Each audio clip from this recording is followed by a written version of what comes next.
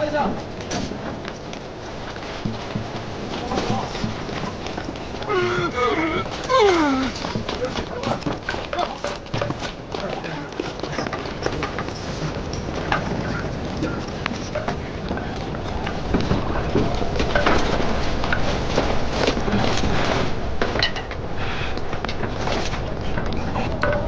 世子，事后汇报，左右后方并无援军迹象。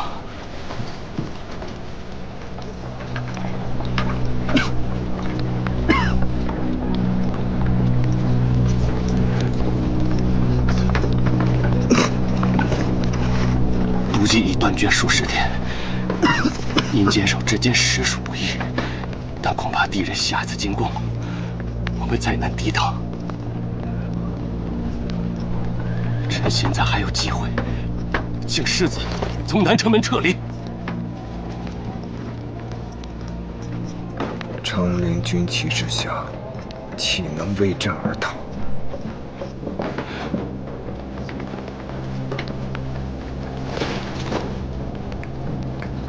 根州防线固然重要，可您毕竟是长陵王府的世子啊！如有意外，老王爷他……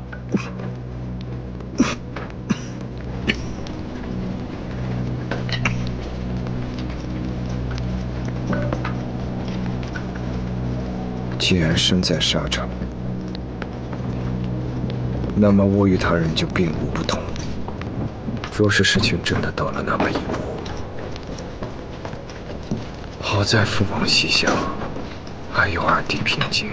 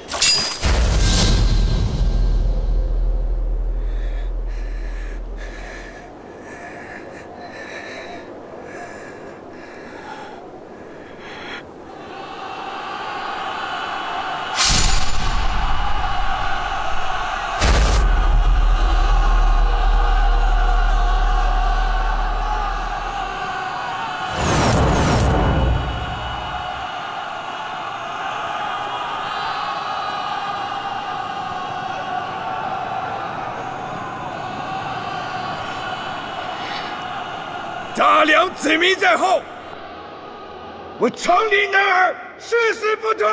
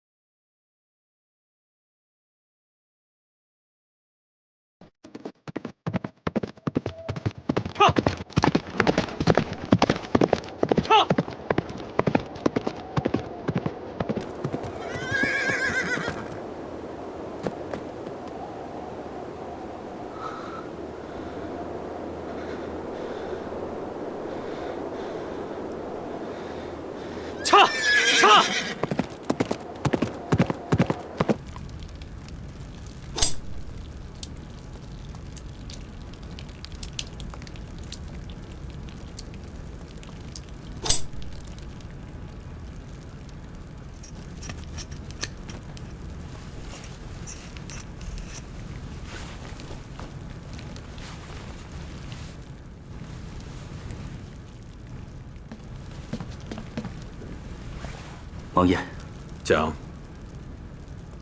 实在离心脉太近了，这剑座必须马上取出，但恐怕末将实在没有把握。明白了。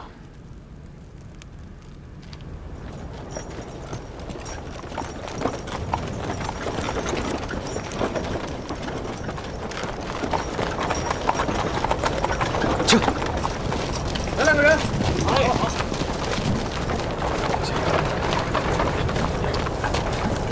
用力。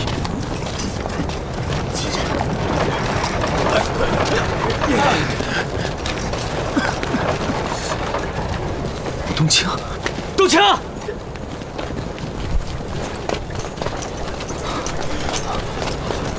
二公子，你怎么来了？我大哥呢？在府衙，有老王爷陪着。父王，父王怎么来了？冬青，我大哥到底怎么了？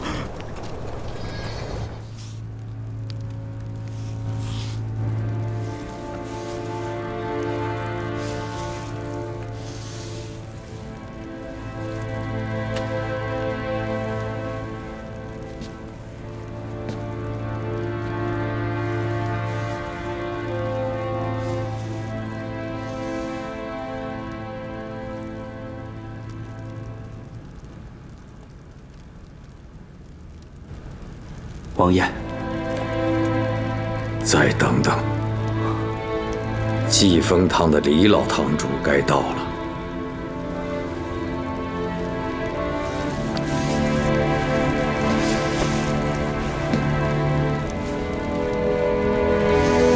王爷，王爷。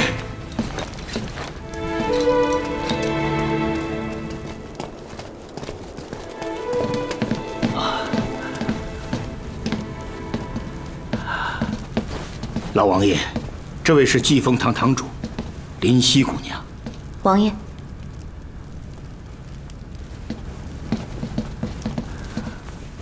王爷，李老堂主叮嘱我等连夜快马赶到，一切由林姑娘先行处置，切不可耽搁。她随后就到。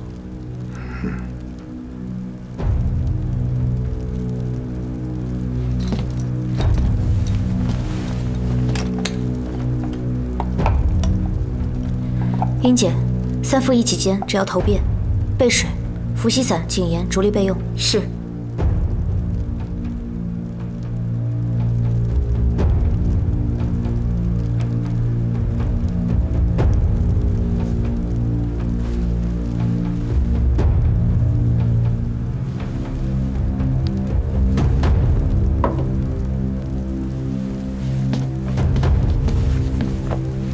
英姐，下针止血。是。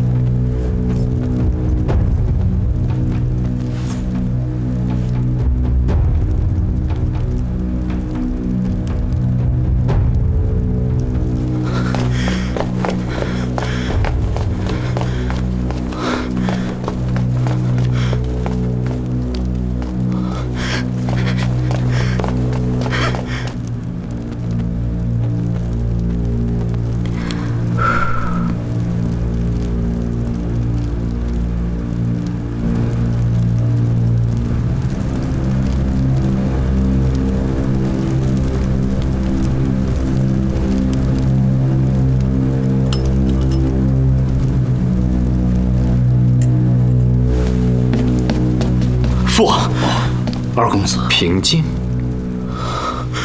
大哥，英姐，拔剑。林姑娘，林姑娘，不是老夫我信不过你，只是拔剑。剑入骨下2寸余，虽离心脏甚近，但未伤及心肺，只在毫厘之间，实乃万幸。但这只是我的判断而已。无论怎样，当务之急是开刀取剑。最危险的是，剑阻取出时可能会伤及血脉，那样这怎么行？我大哥这样的伤势，绝不可能交给一丫头来处理，就没有别的证据居因了吗？平静，林姑娘，世子的身体还能撑多久？世子目前尚属稳定，但已失血过多。王爷是想等师傅到了再行手术吗？不必，一切听林姑娘决断。父王，这可是大哥，就算我们做不到万无一失，也绝不能这么轻率。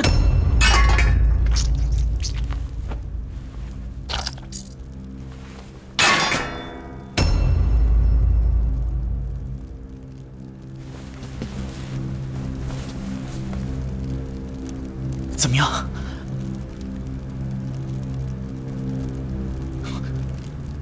你怎么不说话呀？我大哥呼吸这么弱，没关系吗？请王爷让他出去。你说什么？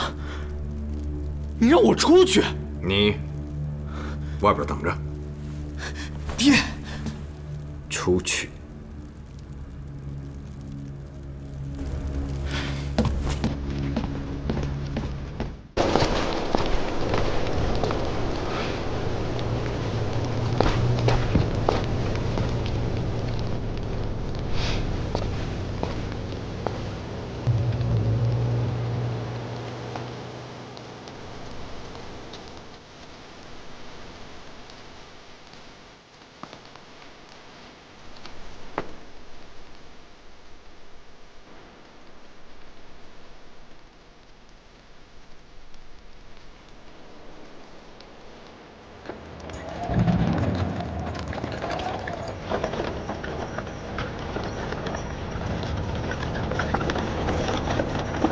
再快一点儿！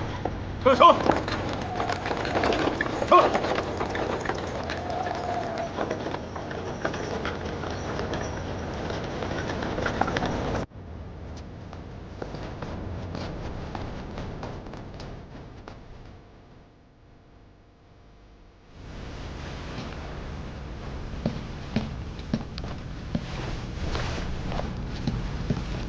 林姑娘，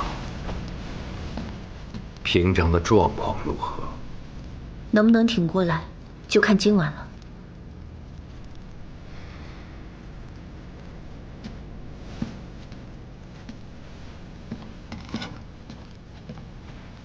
姑娘辛苦了，有老夫在这守着，先歇息歇息吧。世子今夜尤为重要，还是让林夕来守吧。那就有劳姑娘了。英姐，再换一次。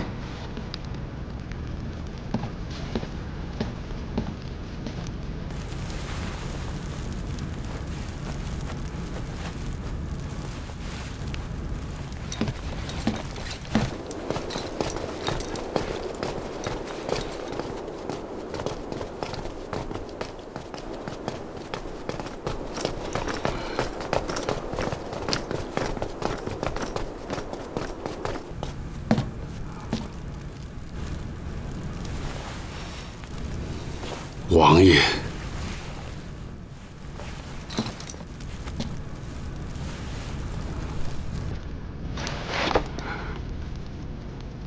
世子，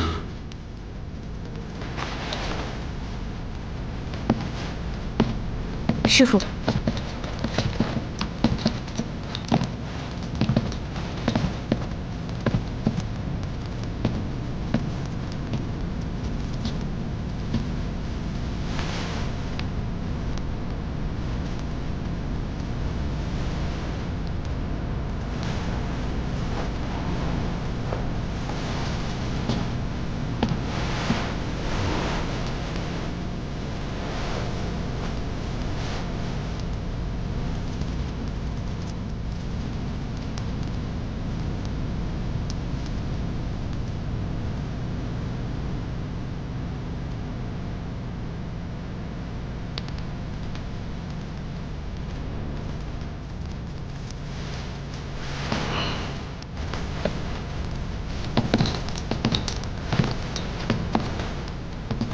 竟然和当年林深同样的伤势。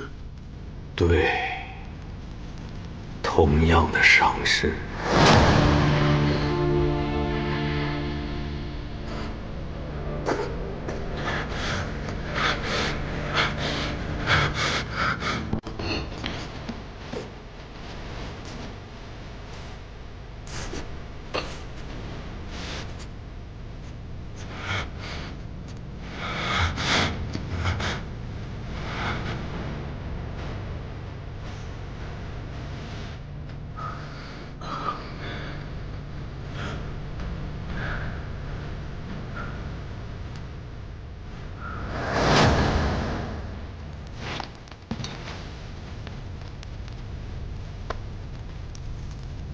当年林深没有救过来，不是李兄的错。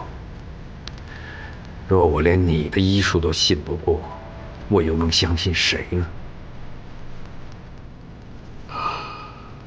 希儿是我所有弟子中天分最高的一个，他比我当年要强得多。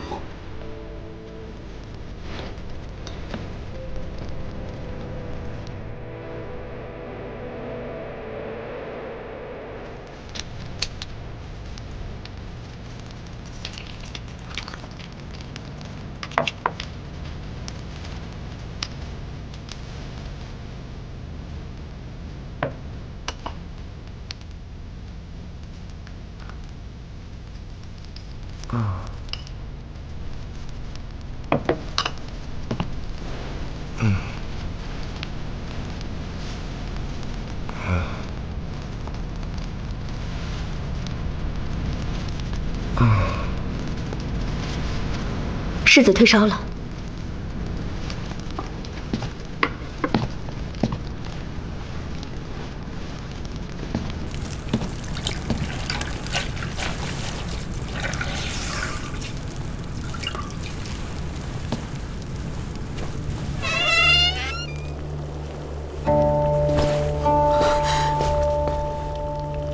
我大哥怎么样？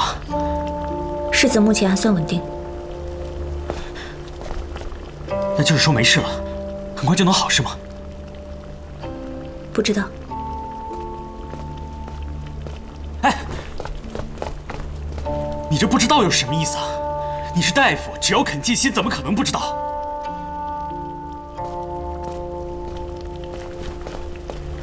世人对医家最大的误解，莫过于以为我们是神仙。若有救不回来的病人，那必定是因为没有精力。京中传言长林府的二公子受教于琅琊阁，原以为定是脱俗不凡，今日一见，却不过如此。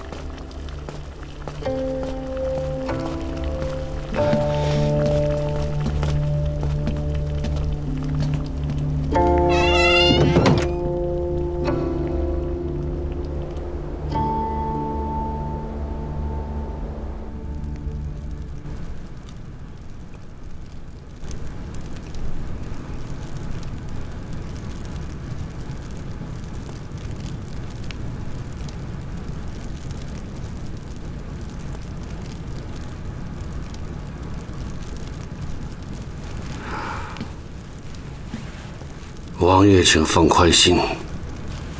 20年前的那一幕不会重演了。天佑我大梁，一切都是天意。有劳李兄了。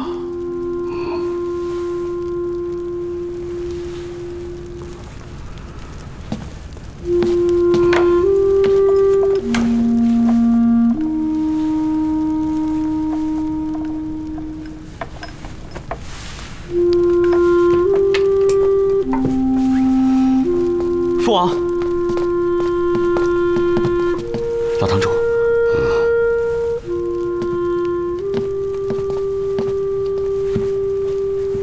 父王，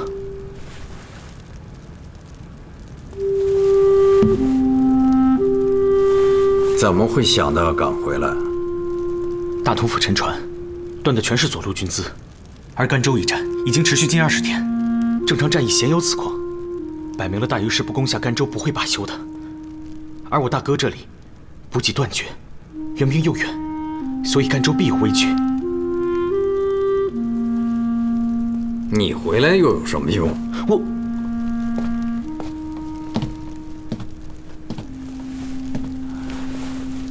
老王爷，好了，为父我还有很多的军务未曾料理，你在这里好好陪陪你大哥。是。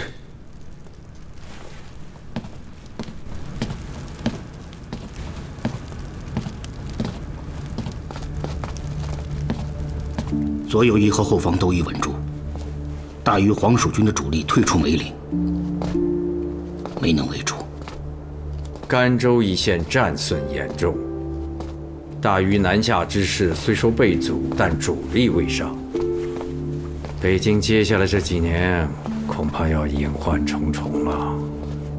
已按王爷吩咐，严令各营戒备，不得松懈。大于如此声势南下，结果受阻，短时间内倒不会有大的举动。请宁参赞起草奏本，待本王阅后加急快马向陛下禀报北境的战况。是。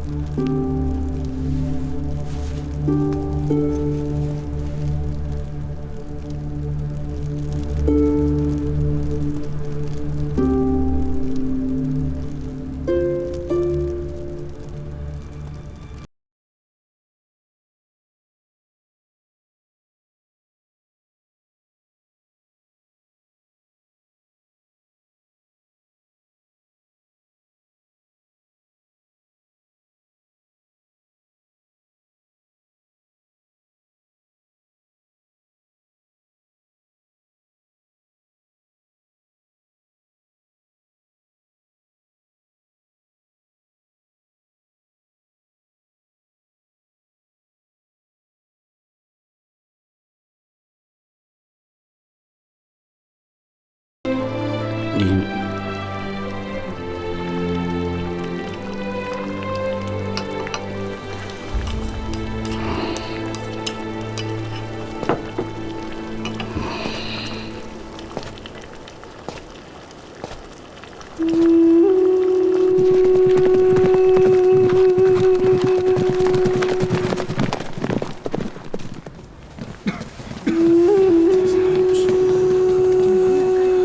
把这个给他服用。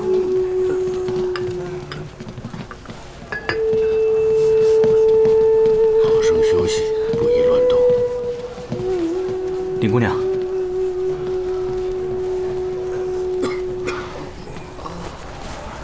我那天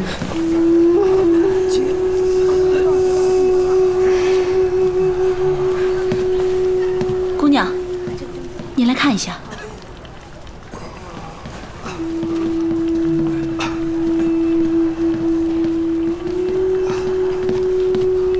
英姐，把我伏羲伞拿来。好，我马上去。林姑娘，那天是我说话都有冒犯，都有得罪，父王后来也训责我了。大哥伤势能够好转，全靠姑娘圣手。我真的是很感谢你。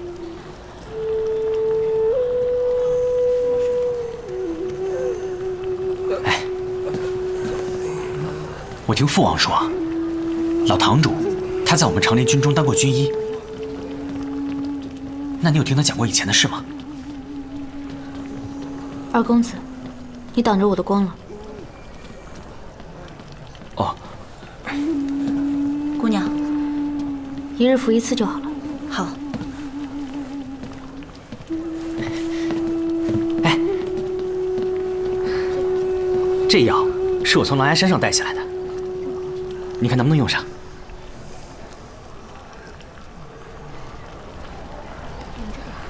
用不上。用不上？哎，你什么大夫啊？这可是我们狼牙山上的除瘀丹，你知不知道这里面有多少？这是调理用的补药，你自己留着慢慢吃吧。我自己吃？哎，丫头，你怎么说话的？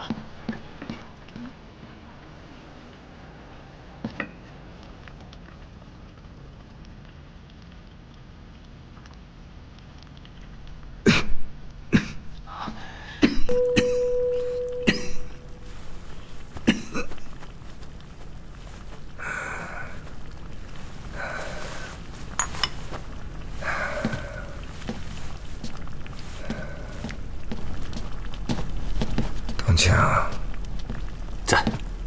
将这次的军报拿给我。是。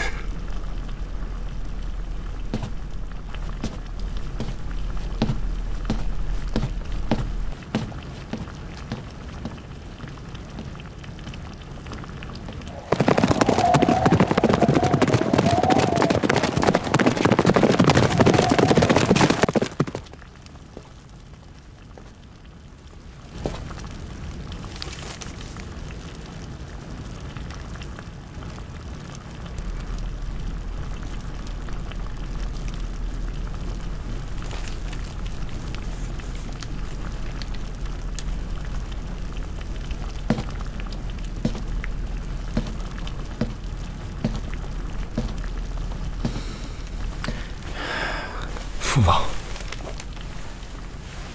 躺着。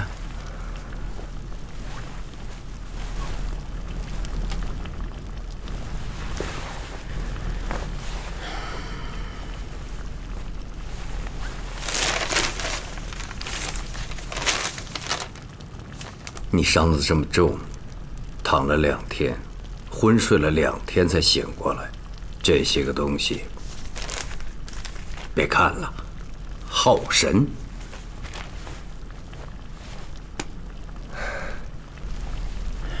父王，潼关大狱这次动用的总体兵力，10至5流，都在集中攻击我甘左一线。父王不觉得奇怪吗？是啊，甘州，你率精锐驻防，最不该是集中攻击的地方，大愚人。偏偏这么做，就好像他们心里很清楚，你已经断了补给。可是我大梁境内后方沉船，敌国又是怎么知道的呢？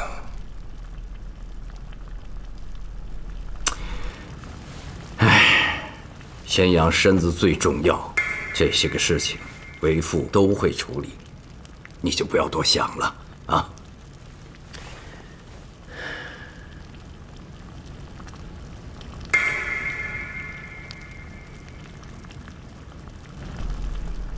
看来父王今天是想跟我谈谈其他的事情。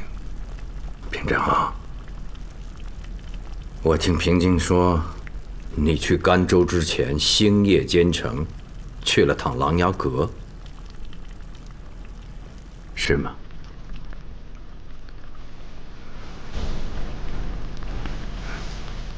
父王，我提了问题，而这就是琅琊阁给我的答案。父王，您看了吗？我用不着看，关键是你。你看了这一切之后，你心里到底是怎么想的？从暖安阁上下来以后，我心里其实很乱，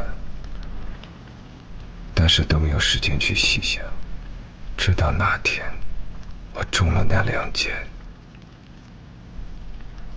以为再也见不到父王，再也见不到平静和小雪时，我心里突然变得比任何时候都更清楚。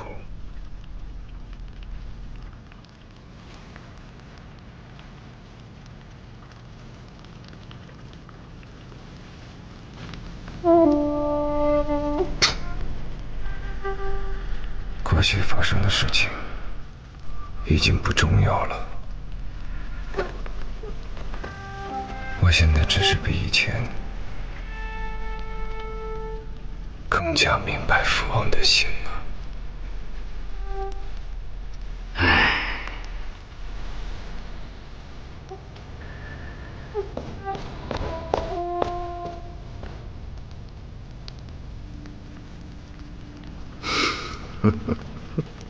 为父，我想起你们俩小时候的样子，性情完全不同。平津飞扬跳脱，天不怕地不怕，先帝和陛下都更喜欢他。但是你知道，为父我心里更偏爱你。爹，我知道你偏爱大哥，但你也不用等我来再说这些吧。都这么些年了，还怕我不知道你有多偏心啊？你和你大哥比比看，你说说，为父我偏心有错吗？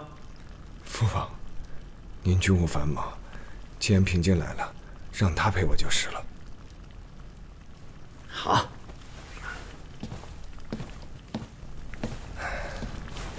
平章，大同府的事没那么着急，还是身体要紧。军报不能再看了。是。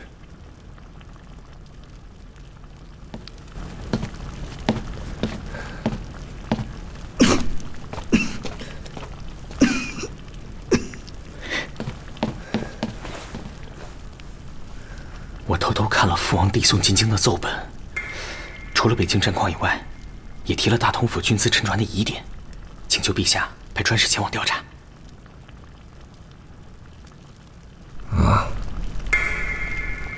既然父王已经有所安排，那我就放心了。告诉京城医生就算有所安排了。大哥，你当真的？不然你想怎么样？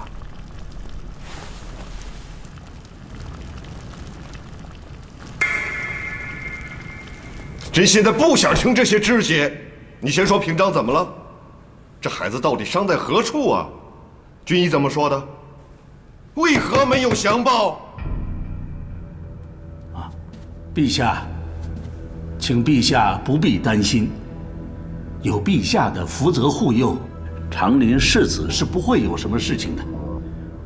只是他现在受了一点外伤，还不宜挪动。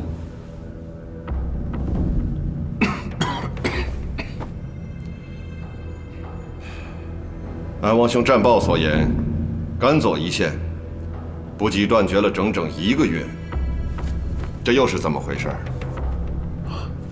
陛下，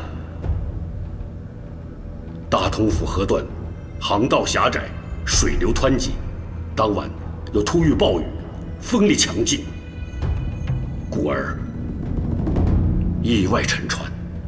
负责押运补给的官员可曾回来过？主责官员全部同船遇难。查了吗？大同府地方可曾立案详查过？可有相关的奏报入京啊？有吗？陛下，沉船之后，大同府忙于临时征调补给，所以还顾不上。既然当时的官员已死，大同府地方并未立案详查，你更是连京城都未曾出去过。宋福，这个意外的结论到底从何而来呀？陛下，臣情急失言，还望陛下恕罪。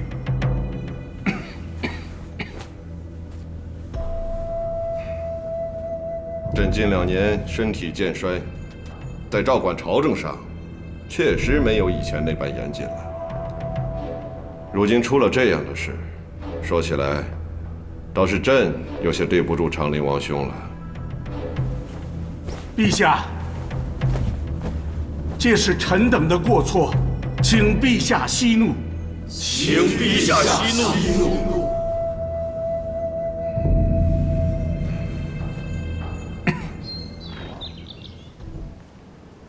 我与离兄多年未见，不曾想，居然在这甘州城里重逢。早就想约离兄坐下来叙叙旧，只是杂物繁多，一直抽不出身来。我也是军中出来的人，王爷能有今日这片刻闲暇，已经是很不容易了。请。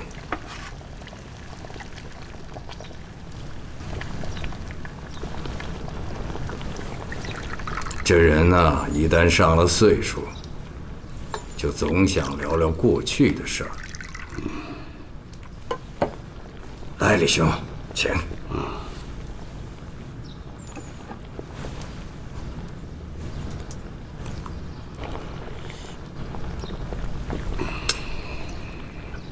好茶。想当年，我们3个人。大哥陆远，我三弟林深，我们3个人同患难，一起被先生救出夜游亭，一起学艺，又一起从军。可最终活下来的，却只有我一个人。王爷对兄弟的这份情谊，从来也未曾亏欠过，至少我看见二公子身上还带着当年的婚约信物呢。平津，长林之子，生来注定就上战场。当年3弟妹不忍丧夫之痛，不想要这桩婚约，不愿让女儿再嫁入将门。他是怎么想的，我能理解。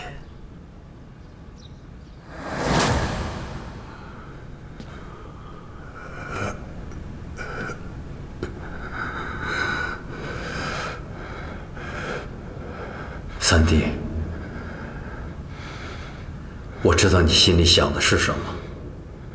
你嫂子金陵来信，给我生了个小子，只比你闺女小3个月。你若是愿意，咱哥俩就把这婚约定了。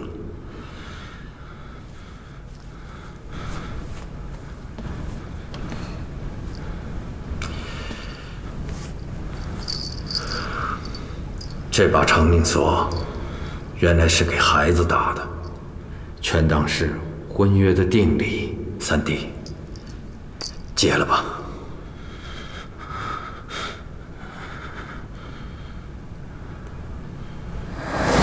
但是他不该带着孩子不辞而别。我这心里实在是愧对三弟临终嘱托。王爷当年派了那么多人去寻找，他们母女若真是流离在外，怎么可能找不到？既然没有了踪迹，想必是有人收留安置，必定不至于受苦的。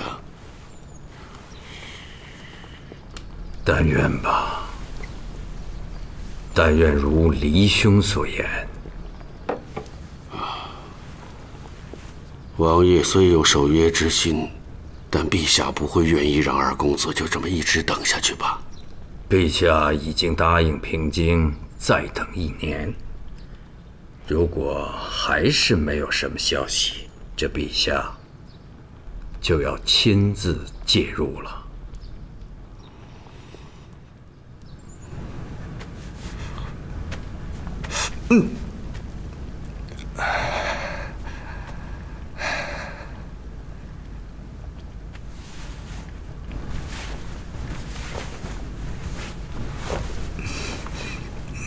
怎么样？还好。能从你嘴里听到这2个字可真不容易。大哥，可不是我胆小，我当时做的那个噩梦实在太吓人了，我路上一刻不敢停，跑倒了3匹马，好不容易赶到这里，第一眼看见你浑身是血，我这心里真是受不了。所以啊，我当初说的话难免不过脑子，但毕竟呢不是有意的，你也不用太过计较，对吧？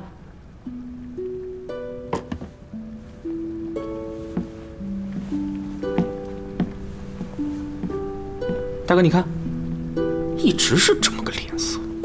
我也明白你的伤是他治好的，我把人得罪了总归不是个事儿，所以找他求和好几次了，都没怎么理过我。这丫头真是小气。能怪人家姑娘吗？你一开口说话就停不下来，换成是我也烦你啊。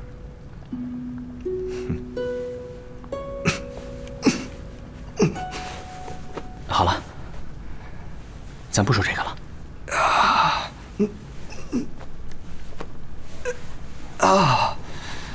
大哥，我有正经事跟你说。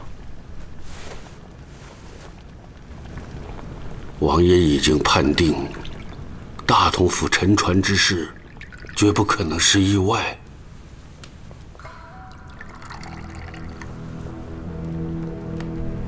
从军多年，生死早已置之度外。甘州一战如此惨烈，恐另有原因。虽说有战事便有得有失，但这暗施冷箭，令人不齿，绝无可赦。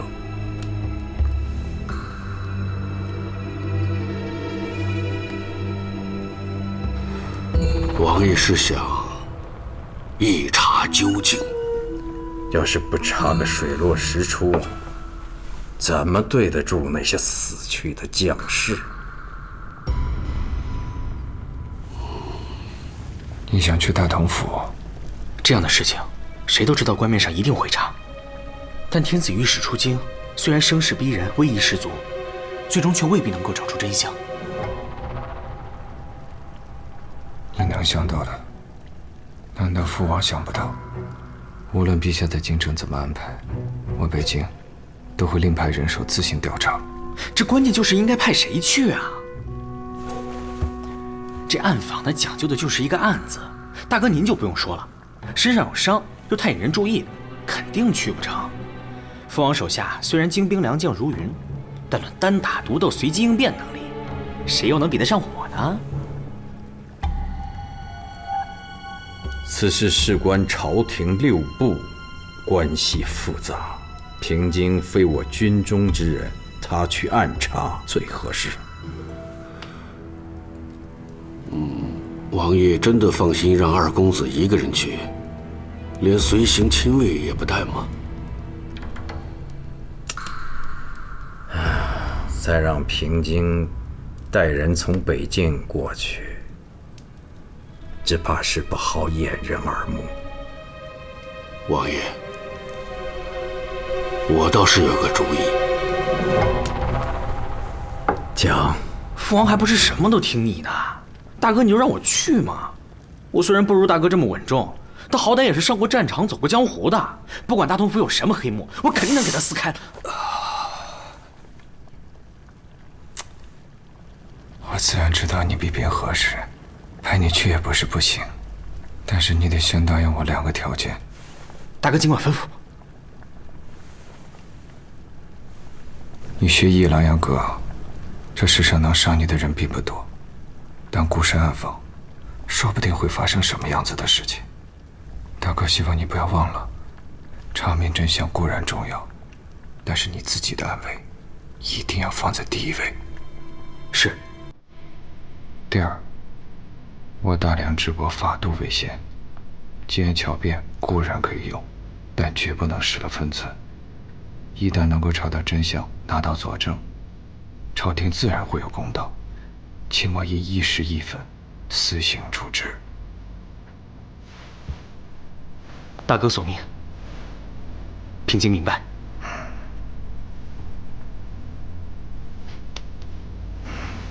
黎兄愿意林姑娘同往，暗中有个照应。您放心吧，别的忙帮不上，大同府当地跑腿的人手倒也还是有一些。若是这样，我就放心了，那就有劳黎兄了。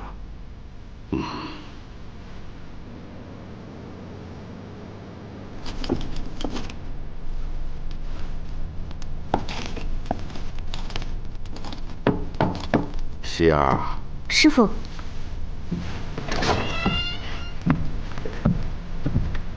师傅，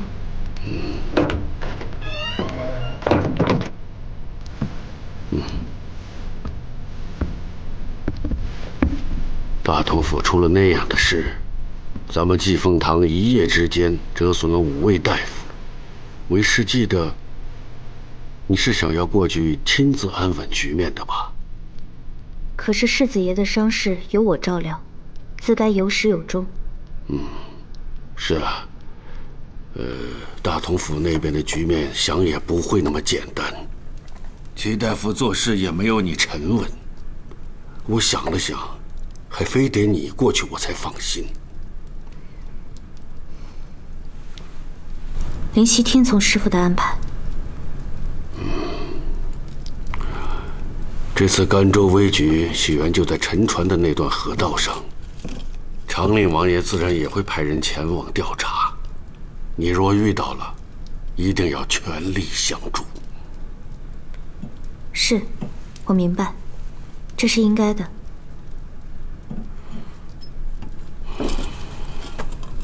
好了，你也早点歇着吧。我嘱咐你这么多，只希望你全都能听得进去。你大哥说你是真心想要去做，就一定把它给我办好。父王放心，但凡是人为谋算安排的，再怎么技巧，也一定会有破绽。孩儿此去，绝不会让父王失望的。无论这件事最后指向了谁，无论他有什么样的身份，为的是什么缘故，他敢让我大哥伤成这个样子，他就休想全身而退。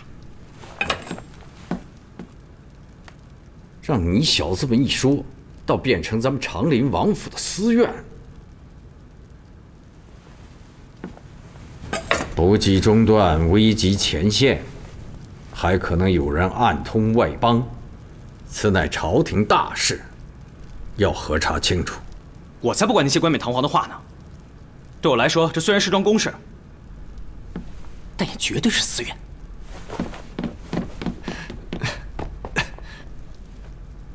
父王计较什么？在老安阁上跟了厉老阁主那么久，可不就得长成这样吗？不过这小子也没有全说错，这事儿不管是谁做的，绝不能让他全身而退。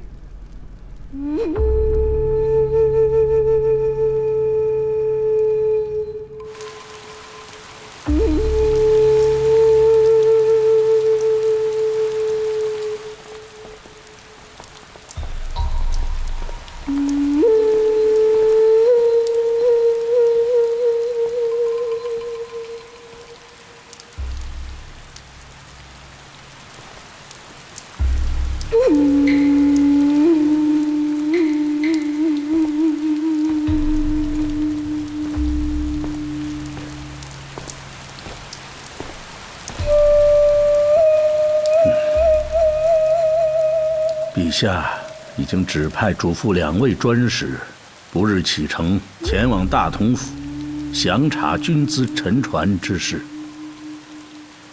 长林王府提出要同查此案，陛下已经应允了。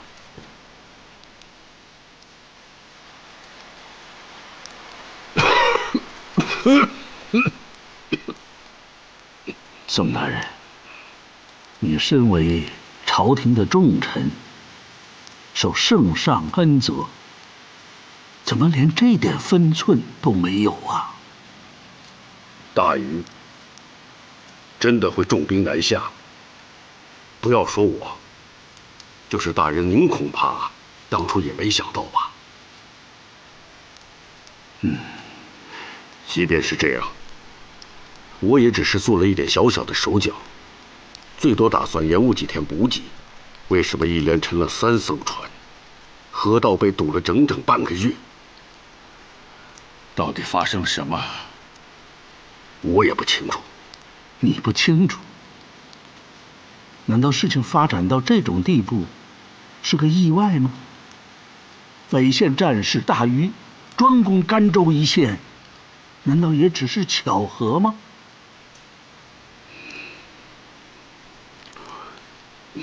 在下忝居朝堂近10年，深受皇恩，举家尊荣富贵，去勾结外族，究竟与我有何好处？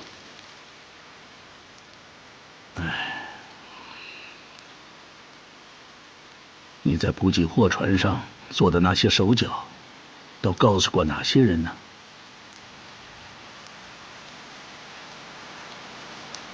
我府上的秦师爷与大同府来往联络，其他还有一些帮我办事的人。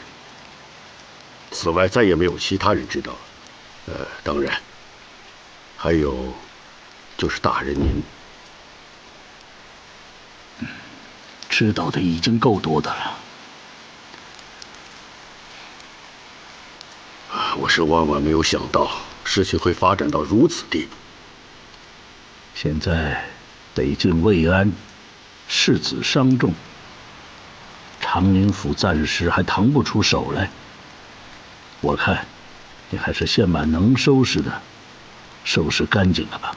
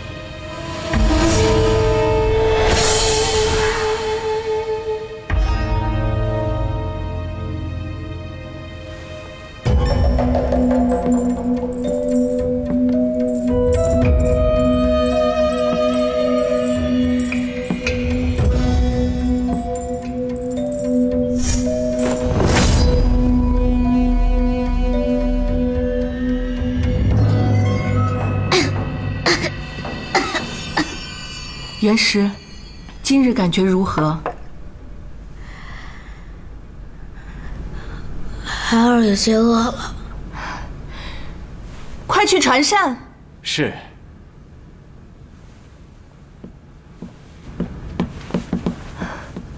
太太子的病情这么快就有了起色，多亏濮阳上师为他施法定神。太子郁体不安，乃是时症与风邪交感而致。太医们治病，在下驱邪，两相补益，方有疗效。上师一向谦逊，从不独自居功。谬赞。长林王爷已经在返京的途中，不管事件如何发展，由谁主理，你和兵部总归不可能再沾手了。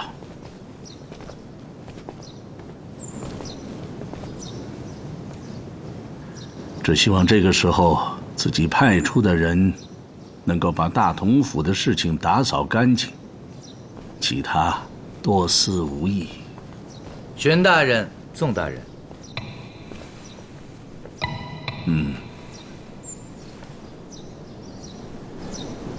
宋大人脸色暗沉，有运数衰微之兆，晦气自北方而来，近来府上可好啊？你说什么？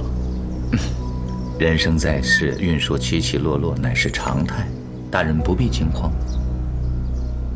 告辞，告辞。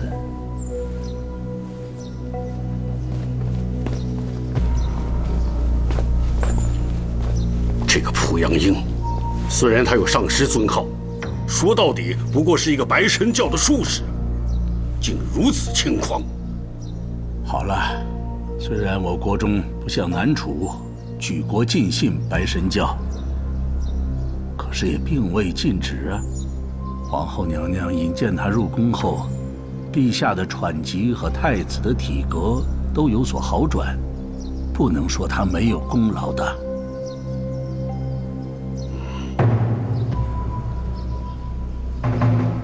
秦师爷，京城特使已经出京，这个时候你还亲自前来，是不是有些不合适啊？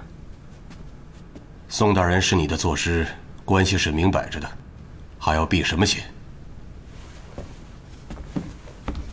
眼下的当务之急，就是要把沉船之事掩饰成意外，不能让人抓到实证。你老实跟我说，都收拾干净了吗？说话。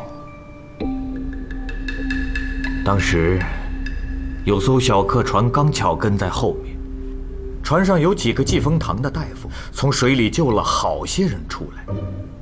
我知道，事情既然已经失控，便不能留那么多活口，所以立即派人赶去清理。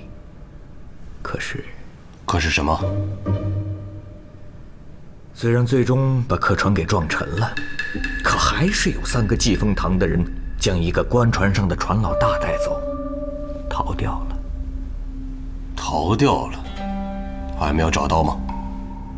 府界全城正在严加搜索，济丰堂在城里开的药房，我也派人时刻监看着，只要有动静，必能知晓。监看？你明明知道是济丰堂救的人，为什么不进去搜查？济丰堂是医家，治病救人口碑甚好，此事又上不了台面，无缘无故如何去搜啊？顾不了这么多了，无论什么借口，马上去给我搜。来，大把手啊！来，来。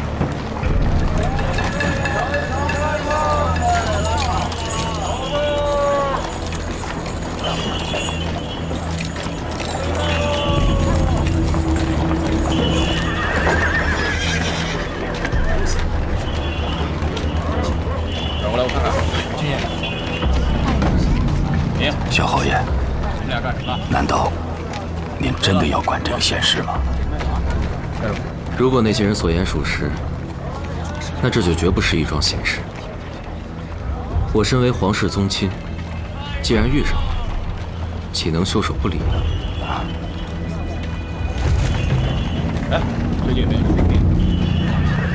侯爷，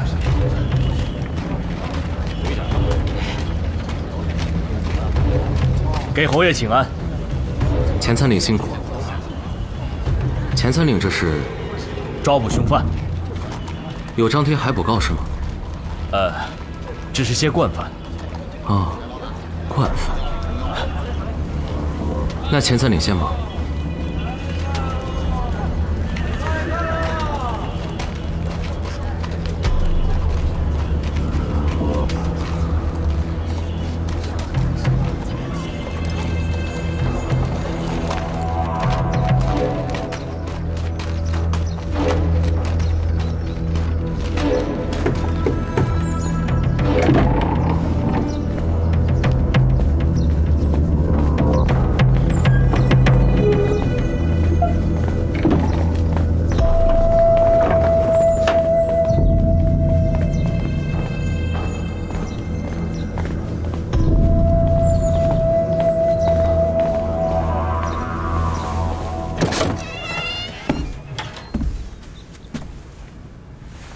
小侯爷，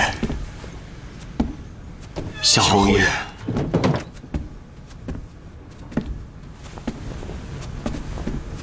官兵正在严查，说是追捕凶犯，里里外外全都围起来了。小侯爷想必也是明白，他们追捕凶犯是假，想要抓捕我们几个，才是真的。暗夜之间杀人灭口，这样的事我以前还不大敢相信。可是现在，我们3个都是普通的大夫，原本以为是恰巧碰到了船难，尽力在河中救了几个人。如果不是随后有人追杀，谁能想到这幕后？你们救出的人当中，就只剩他一个了吗？是啊，是啊。若不是小侯爷恰巧路过，愿意援手，只怕我们几个也未必能逃到这里。是，这个你们放心，我好歹还算有些身份。游历山水偶然到此，是个完完全全的局外人。这个院子目前也没人注意，不会有事的。谢谢小侯爷。小侯爷，您总不能一直把他们藏在这儿吧？这位兄弟说的没错，如此罪行，岂能由得他遮掩？我们必须要想办法逃出去举报。我虽是个京中闲散子弟，但我也知道，这样的事情，幕后的水一定很深。就算你们侥幸逃出了大同府，那下一步，你们该向谁举报才能万无一失呢？州台、督府，还是京城？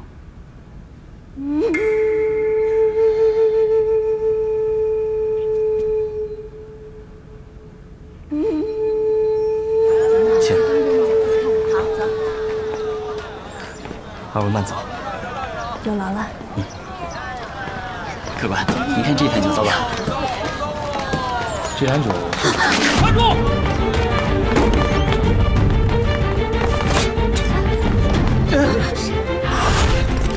不良追捕人犯，所有人都给我原地待着。警官前条后院，但凡看见人，全部先行扣押。是。靠边站，都别动啊！往后，往后退。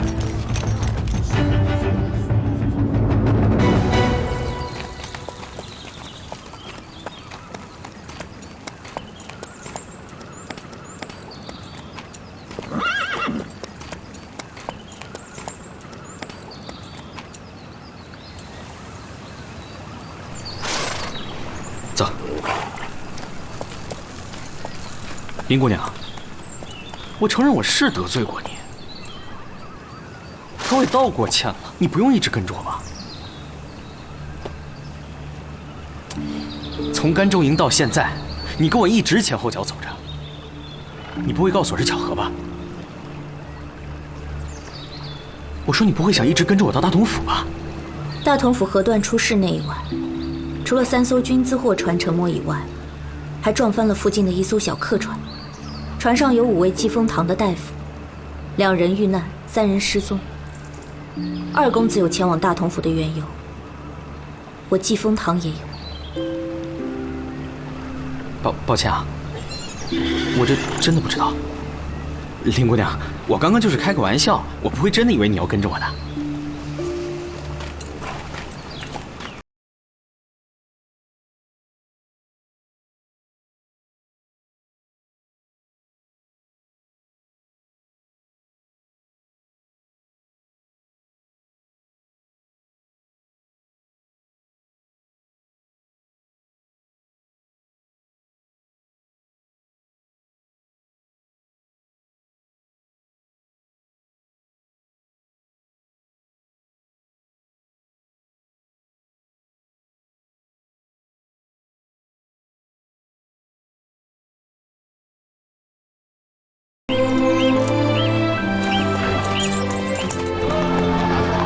你不是说要去沉船的地方吗？何必跟着我进城？我是想去沉船的地方找找线索，但也不急这一时啊，还是先亲眼看你回了金风堂才放心。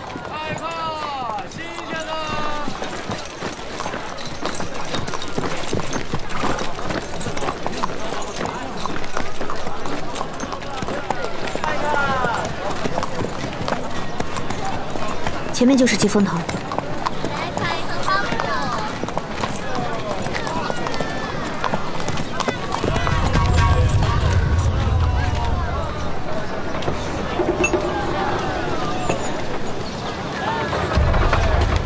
这位小哥，听说这家大夫很好，我专程赶过来求医的，怎么关门了？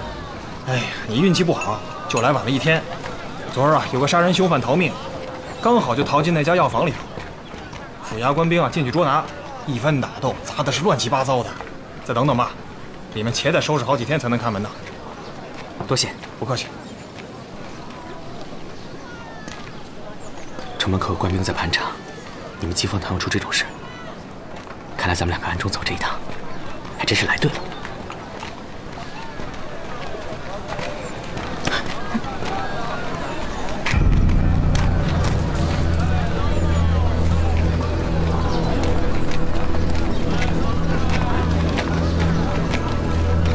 走吧。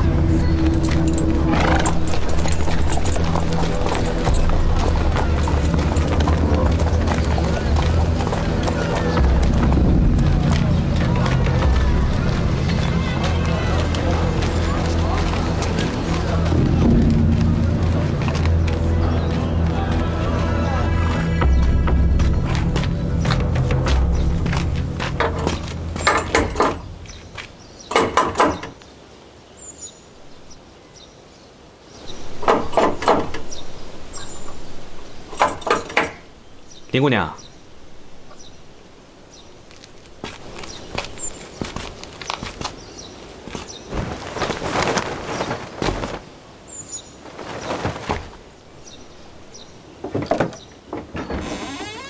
云姐，哎呀，林姑娘，您可算是过来了。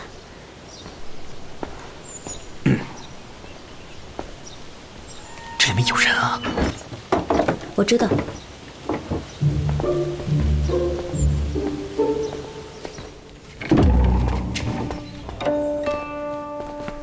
小侯爷，你也看到了，现在官差已经搜查了所有的客栈酒楼，迟早是要搜到咱们这个小院的。只是这么躲着，真的不是个对策呀。军资沉船，就算只是单纯的意外，京城也会派人来核查的。更何况这件事还有如此多的疑点，上头派人来是迟早的事。别着急，再等等吧。哎，小侯爷，可是京城离这儿路途遥远，这万一要是特使没来，被他们先发现了，那小侯爷您的安危可怎么办？就算最后被他们发现了，谁还敢拿我怎么样不成？小侯爷，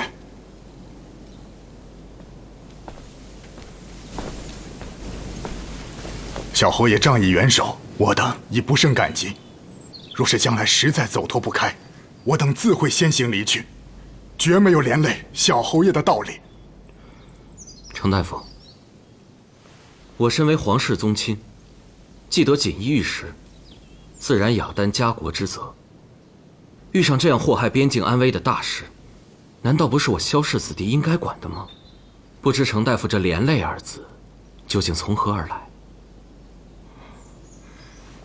在下刚才说错了话，还请小侯爷见谅。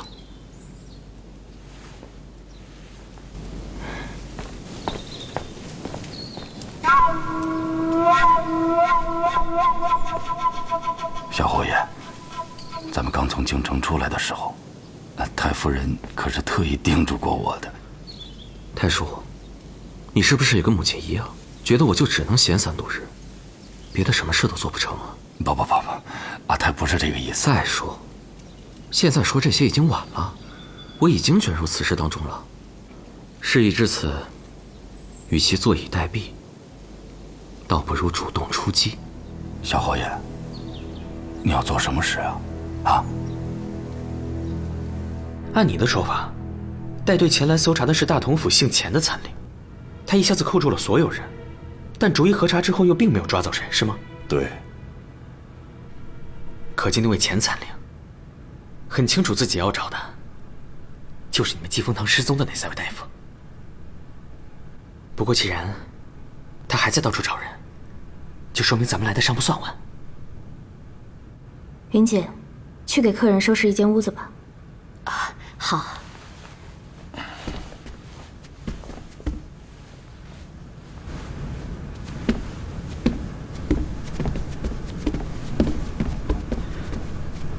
唉，天气如此晴朗，晚上一定是月华如水，倒还挺适合去府衙走一趟呢。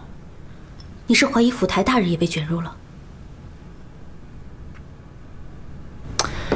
虽说能调动驻地五品参领的人，并不只有大同府的张府尹，可单看咱们进了大同府地界后，这5步一查10步一岗的阵势，我就不信他府台大人什么都不知道。怎么样？月华如水最是难得，林姑娘，晚上一起去赏个月吧。不去。为什么？今天是初1，哪来什么月华如水？你自己去吧。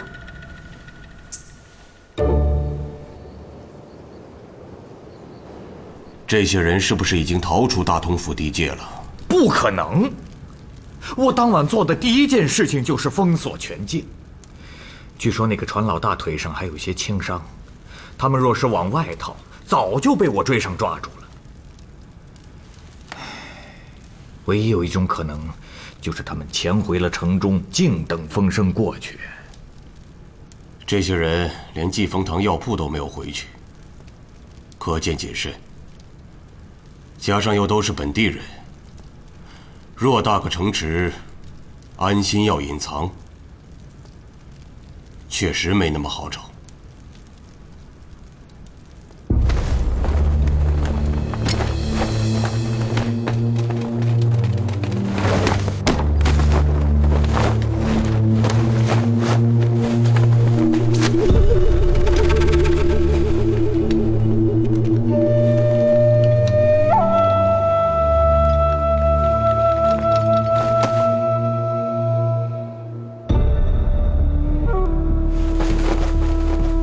原本说好的，军资过境，由兵部押运使担负主责。就算在我的境内出事，只要让他们以为是意外，落在我头上的惩处便不会太重。只等日后事过境迁，恩师自会安排提拔。可现在不要说提拔，眼前这关口过不去，那可是要命的呀！府台大人。现在不过是走脱了一个人证而已，可回旋的余地还多着呢。现在你就稳不住了。哼，未免早了些吧？万一那些人……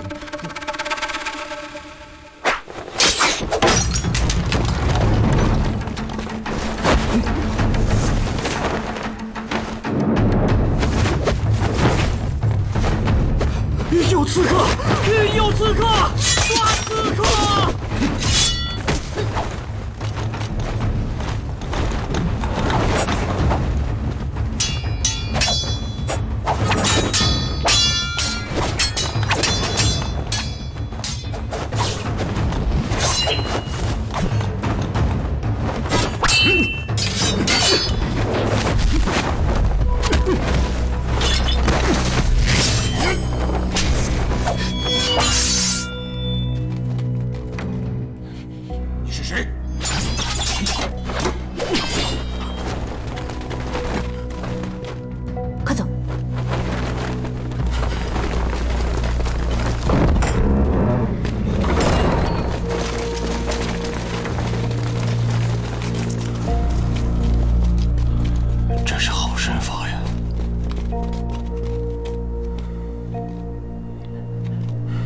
师爷，那是京城的人，到不了这么快。想必是北境来的人吧？北境？嗯。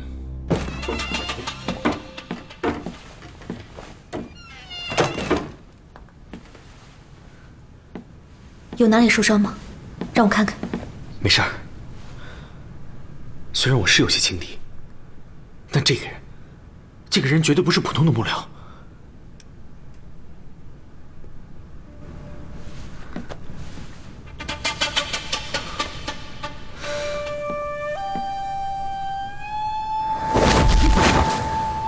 他的掌风不过是擦肩而过，根本没有击中我。怎么这衣服像是被烧过似的？鬼域无影，幽冥暗火。段同舟，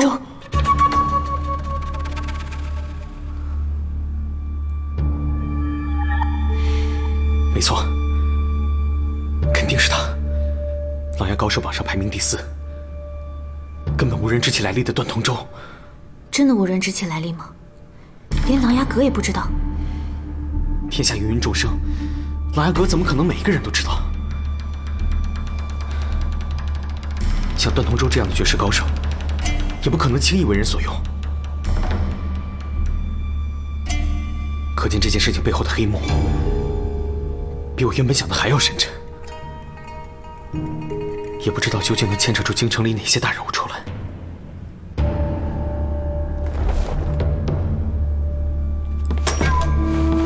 什么人？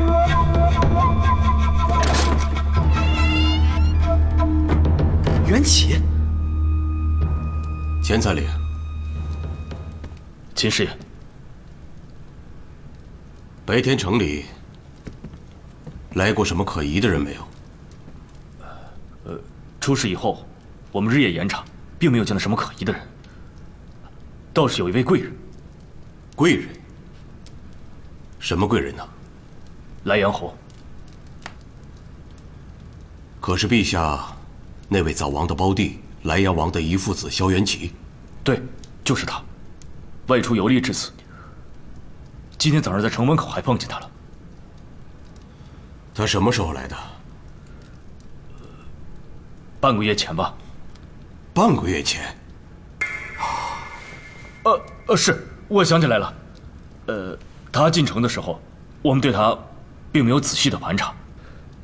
他毕竟是皇室宗亲，我们手底下的人也不敢得罪他。这倒奇怪了，也不知道这大同府城内有什么了不得的山水，值得这位小侯爷停留这么久啊。秦师爷，你的意思是？这样，天一亮，召集人手，拜会一下这位小侯爷。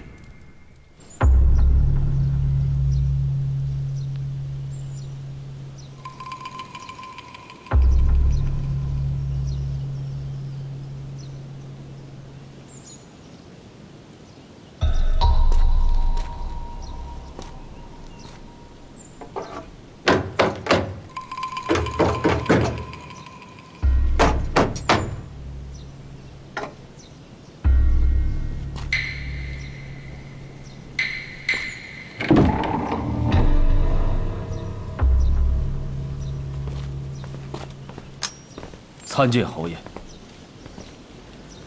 钱参领，不知我这儿有什么事情，值得你一大清早就铺排如此之大的阵仗？福德大人听闻小侯爷被歹人劫持，特派我等前来相救。看到侯爷在此安然无恙，在下就放心了。满口胡言！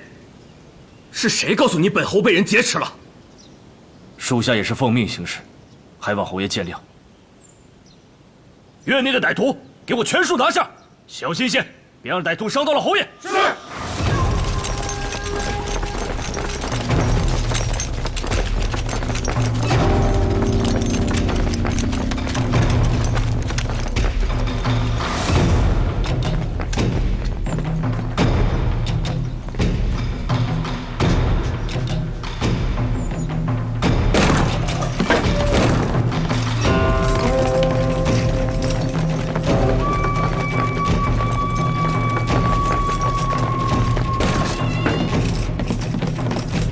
看那边，注意密室暗道。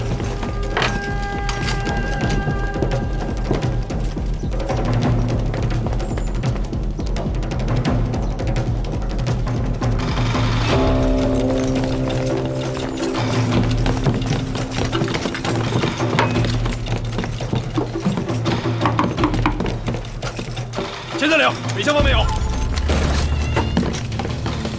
看里边。钱三两，什么都没有。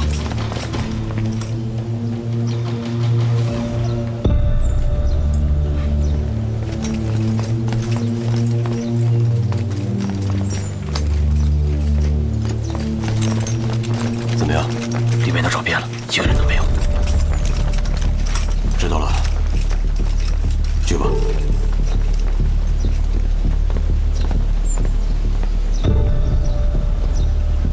侯爷，线报有误，鲁莽打扰，还望侯爷不要怪罪。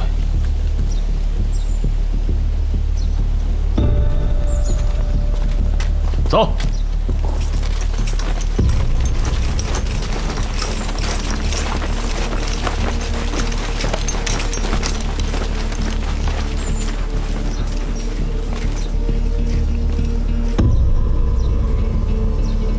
这个凭借。关门。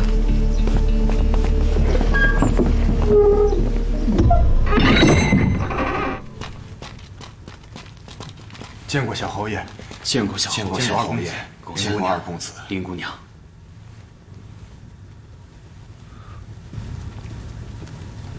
船老大，问过几次，非说等你这位长林二公子来了才敢张口。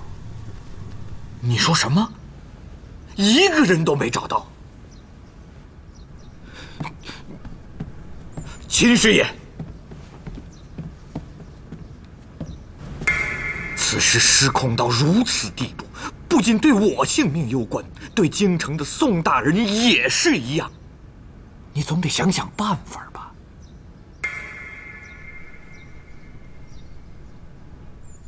事情已经到了这个地步了，多少无辜的好心人因为你丢了性命。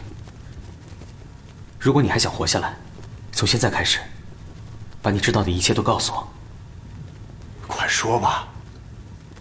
这位是长林府的二公子，现在也只有他能救你的命了。我是官运上的人，跑船10多年了，做事一向很仔细的。可是前些时日，我家里出了事，儿子欠了很多的赌债。钱参龄找到我，他说：“来，叫不叫啊？让王侯座来吃饭啊！”看清楚没有？这些钱，够你把儿子捞出来，带着一家老小找个地方舒舒服服过一辈子。这3艘货船，你的船在第1艘，等过虎安峡时，马上将送，朝南，把船横过来。啊，这么做是容易造成3船连撞的。没错，要的就是这个搁浅。这船上运的可都是君子啊！哎，这是为什么呢？京城里的大人物打斗皮官司，你管那么多了？背后还有府台大人撑腰，你什么都不用怕。京城的大人物，看来这背后应该还有更大的黑手在把控。照他这么说，这段同志为什么趟着浑水，我倒也能理解了。这几天，我躲在屋子里想了又想，船上一定还有其他地方被做了手脚，3船连撞，这一下子就控制不住了。我眼看着后面2艘船翻了下去，差一点连我这艘船都没能坚持多久啊！当时有风雨，又在那个地方，要不是大夫们的客船恰好路过，恐怕连半个人也救不上来呀。可惜呀，也只救了1时，总共才捞起来7、8个人。本想尽快赶到下一个码头，没想到天刚要亮的时候，就被追杀我们的人给截住了。有你们的证词，大同府的人估计很难脱罪。要是再有点物证，就更好了。可是我听说，有1艘船根本打捞不上来，另外2艘勉强拖上了岸，也已经烂得不成样子，恐怕很难有物证吧？你是说捞上来的船还在？对啊，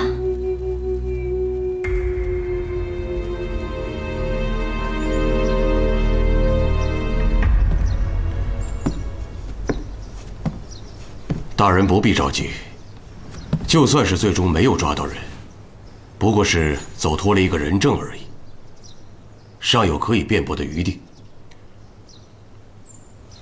陛下生性宽容，处事素来严谨，只要长林王府拿不到物证，未必就是个死局啊。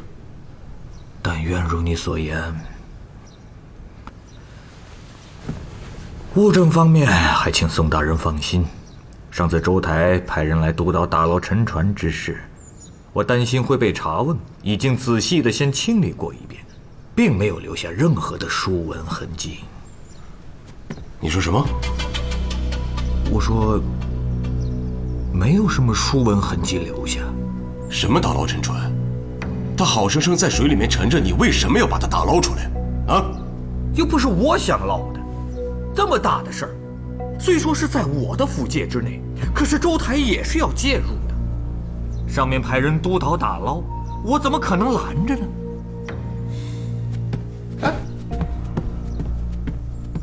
备马。是。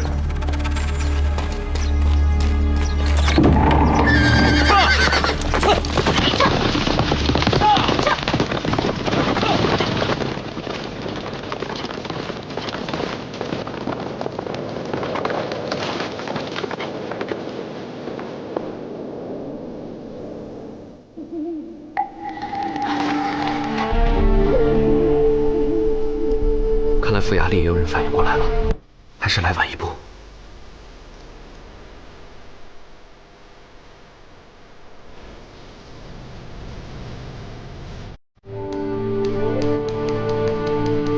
你是说，他直接赶过去，全烧了？是啊，咱们根本什么也没干呢。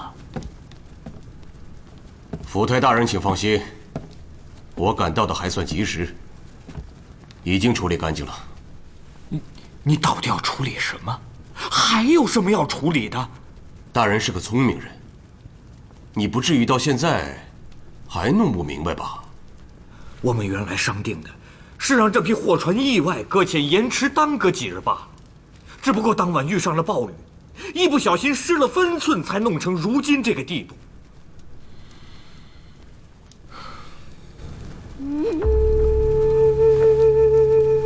难不成是我想错了？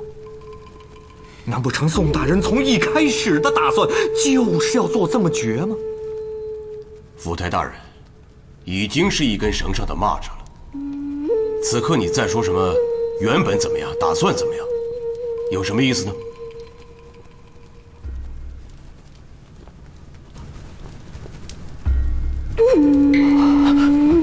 大人，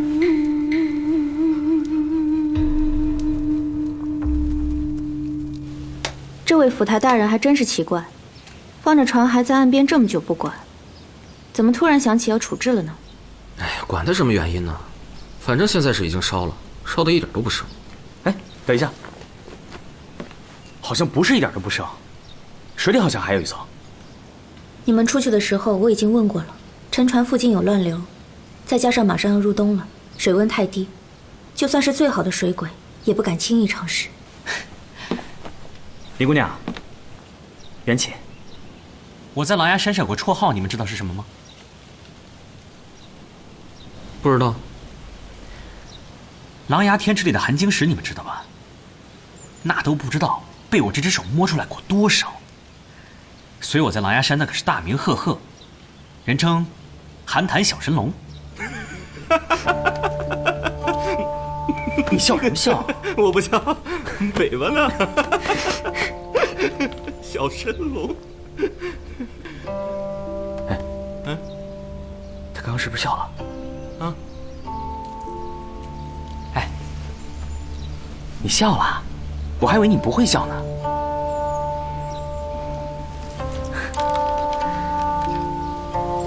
去，去。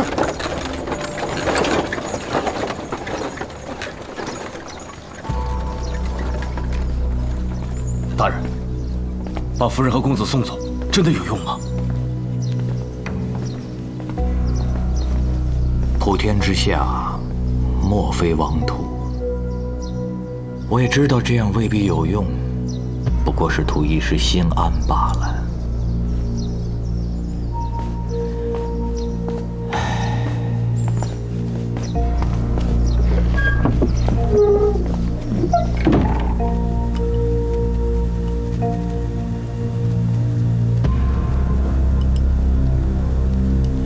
你一定想清楚这沉船的位置，千万不能画错。这个位置，我一辈子都忘不了了。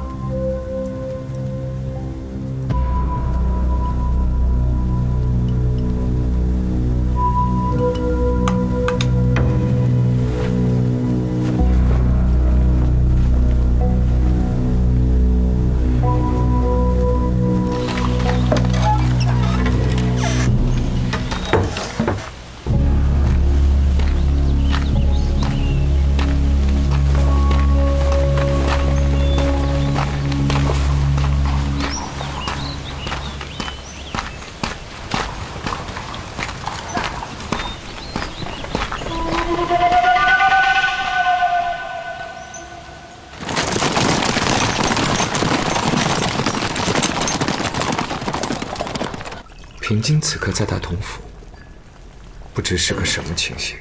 虽然有季风堂的人相助，但到底还是势单力薄了些。暗访又不是争勇斗狠，疼了吧？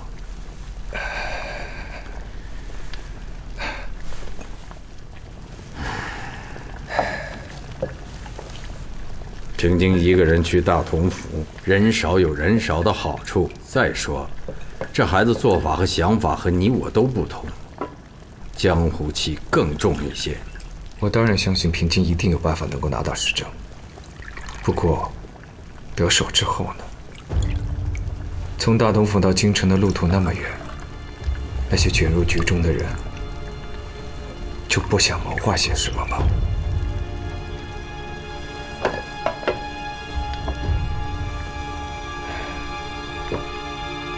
咱们的这一步，现在是不是也该走了？此地离齐州的单柳营已经不远了。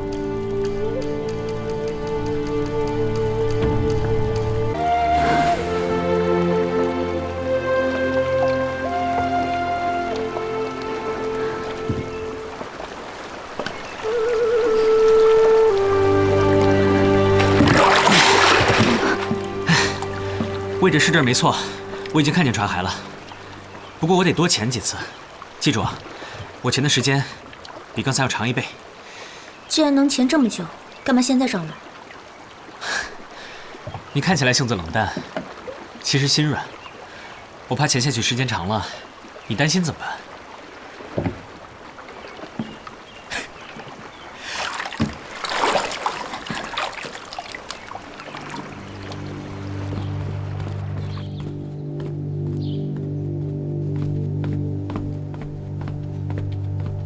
钱才岭，秦师爷，昨天晚上我跟你说的事情，你说要好好再想想，不知现在想好了没有？钱才岭，你跟府台大人可是不一样啊，孤身一人又无妻儿老小，你又何苦陪着他一起等死呢？可是我跟着府台大人7、8年了，我……不错，正因为你跟了他够久，所以你知道的东西才会比别人更多。你告诉我说，张府尹已经毁去了所有跟京城往来的书文，是真的吗？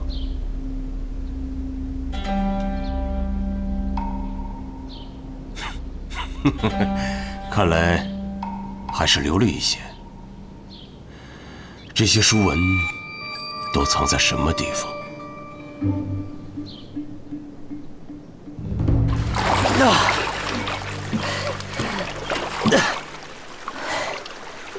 何必着急呢？如果你潜得过深，必对心肺有损。今日不成，明日再来吧。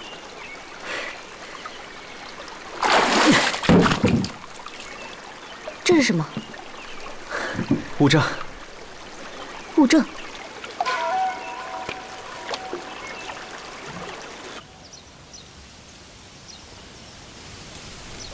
你是说水下船体的断口处都有一样的凝胶？没错，这是乌厄粉和残胶掺和制成的，十分牢固，起码要下水浸泡好几天，才有可能被熔断，所以极难被提前察觉。可是，一旦遇到撞击，又会变得十分脆弱。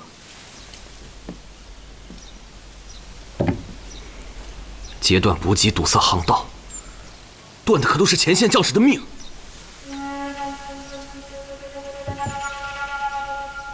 赣州之后，最起码有5州之地是一马平川。如果当时守城的不是平章大哥，如果平章大哥他们到底想干什么？不管他们想干什么，我只记得前线累累尸骨，我大哥血洒赣州，全都是因此事而起。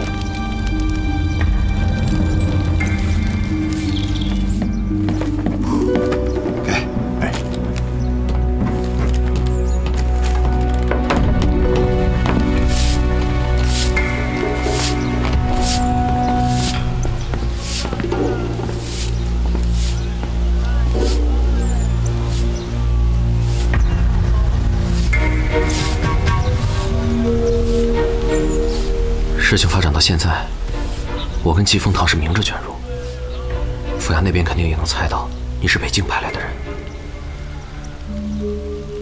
碍于咱们的身份，他们现在倒是不敢明着进攻，但要是把人证物证安全的护送出去，只怕也没有那么容易。你想好下一步怎么办了吗？进去说。我昨晚想了一下，大概有2条路可以走。其一，就是去附近的州府或其他郡府，请求安排足够的官兵护送。但此案现在关联未明，就算你去了其他州府，你又怎么能知道谁信得过，谁又信不过呢？所以还有第2个办法，那就是安静等着。反正我们等得起。陛下的特使应该已经在路上了，这个时候，一动不如一静。第2条路更好。但有段通州这个琅琊高手在，我所担心的是另一个人证。另一个人证？你说的谁啊？你想想，谁才是此案与京城最直接的联系？大同府，张府尹。没有他，我担心京城幕后的黑手未必能被揪出来。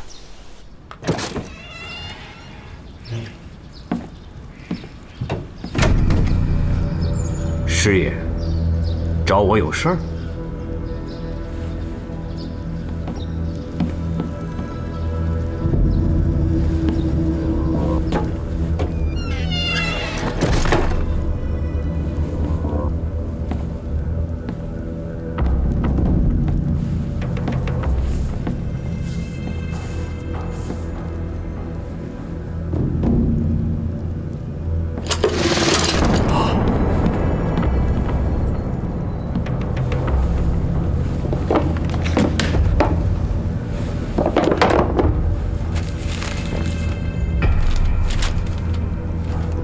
张大人，还留着这些与宋大人的密函，是想到时候拿出来陷害你的保举老师，撇清你自己吗？嗯？你这么做，宋大人会很生气的。哦，哎，张大人，我劝你还是沉住气，做好你自己该做的事情。到时候宋大人跟我一起努力，兴许你还有活命的机会。但是，如果你想提前倒戈的话，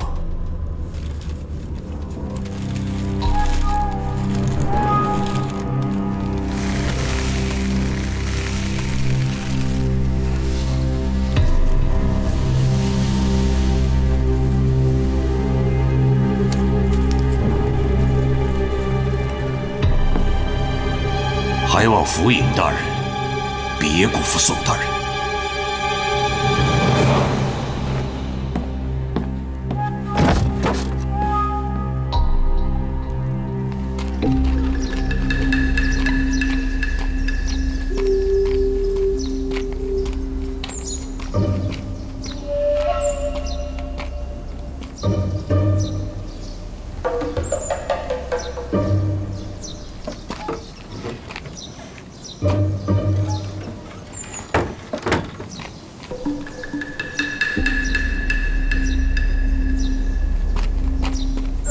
知道了，立即召集你的手下精锐前去包围搜查那个废弃酒坊，这一次绝不能再失手。是。金师爷，既然还有机会除掉人证，那么府台大人是不是？啊，这是当然。宋大人与府台大人有保举之恩呐，若非万不得已，谁愿意看到张大人有所损伤呢？嗯。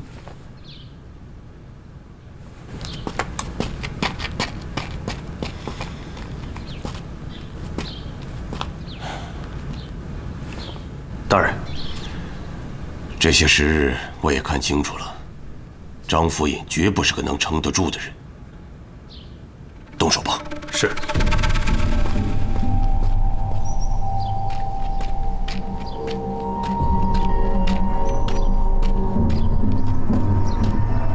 有何贵干？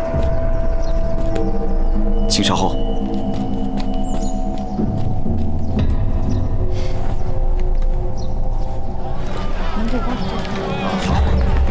让开，让开！抓捕逃犯，头发路让开！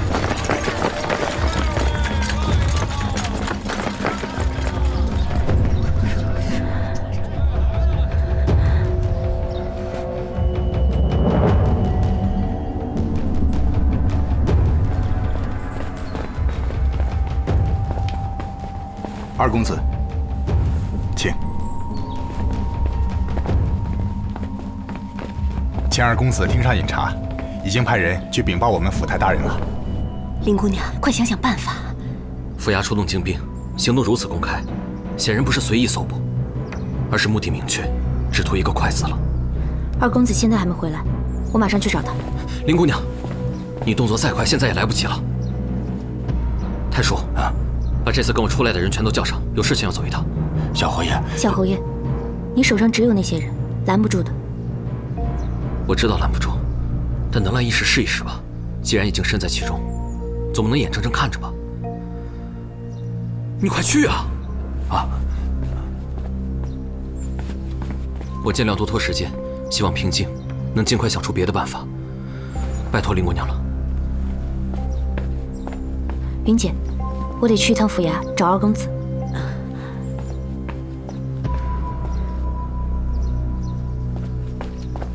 他自称是谁？长陵二公子？是的。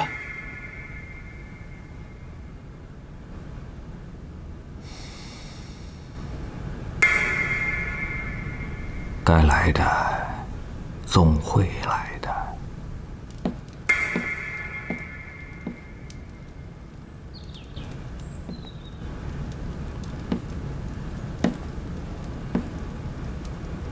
贵府从前衙到后院，有这么远吗？二公子身份不一般，想是大人要正装迎接，正在更衣。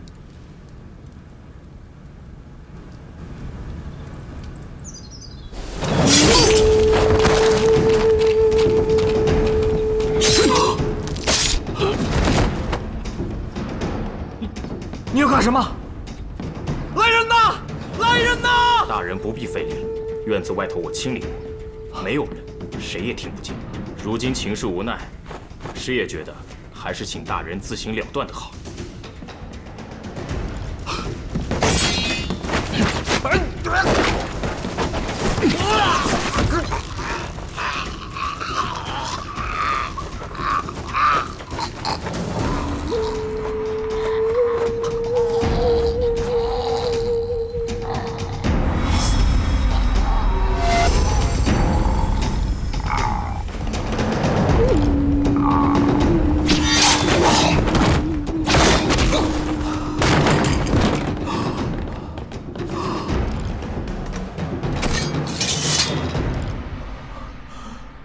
府台大人，你也算是为官一方，但凡有一丝是非底线，落不到今天这样的地步。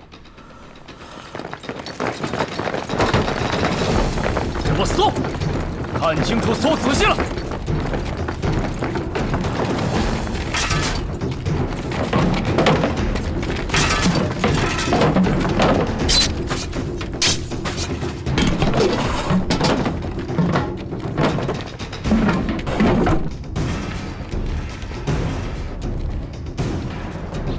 外外都给我搜遍，一个角落也不许放过。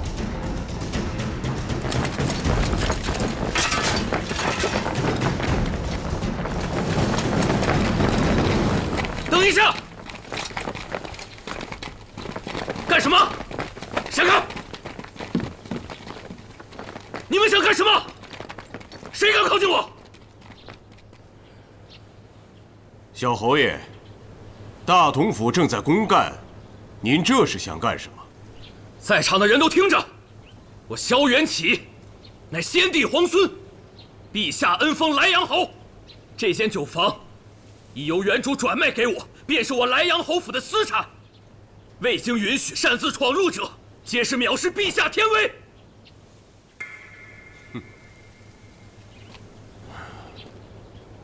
小侯爷这话说的可笑啊！好。姑且我相信你是真的买了吧？那也不过是后置的产业，并非皇家分封采邑。地方刑道大案缉捕凶犯时，你仍无权拒之门外。小侯爷名下好像也没有什么真正的皇家采邑吧？倒也难怪你不知道这之间的区别。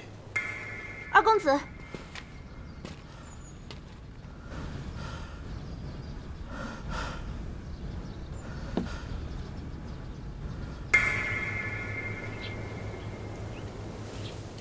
他已经没有理由阻拦了，搜！动手！谁敢乱动？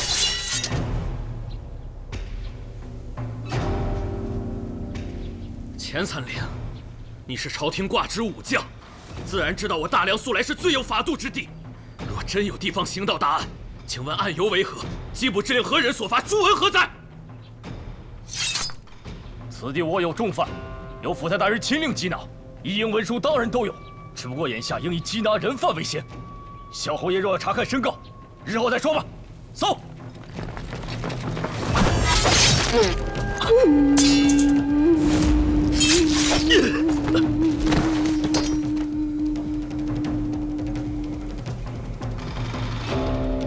以为我京中闲散子弟，就只敢说话不敢杀人吗？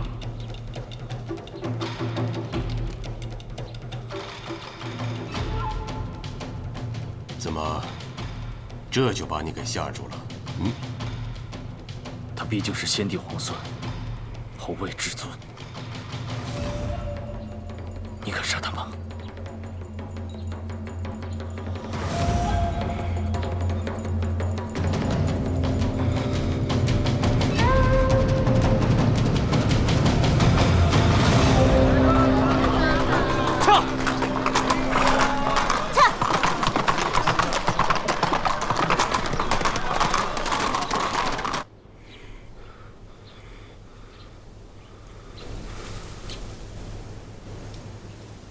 放他们回了京城，可就谁也帮不了你了。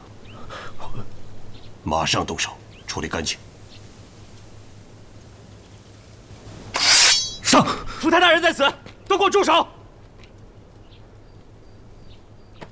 啊！住手！住手！住手！走。都住手！都住手！张大人，还好吧？没事。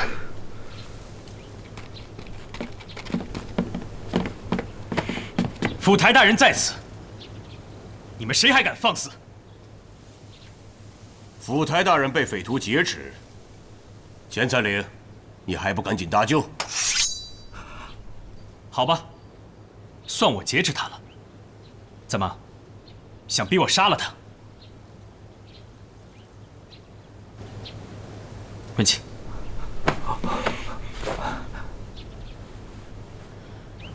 各位大同府的弟兄们，在下长林府萧平京，奉家父之命前来调查虎湾峡沉船一事，肯定不是盗匪。这位莱阳小侯爷承继皇家血脉，当然更不可能是盗匪。各位虽然是奉命行事，但是应该带着一些脑子。无故袭击皇族是何罪名？你们有没有想过？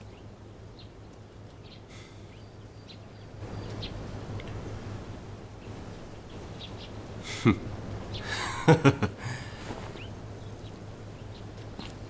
你手拿一块腰牌，谁能相信真假？大同府地方断案，本与这位小侯爷无关。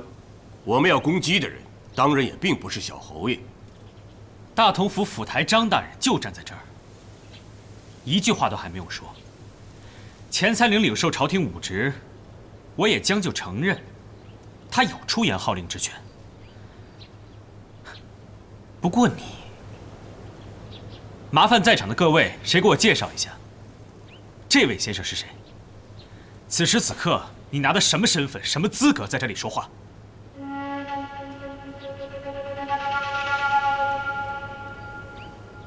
嗯？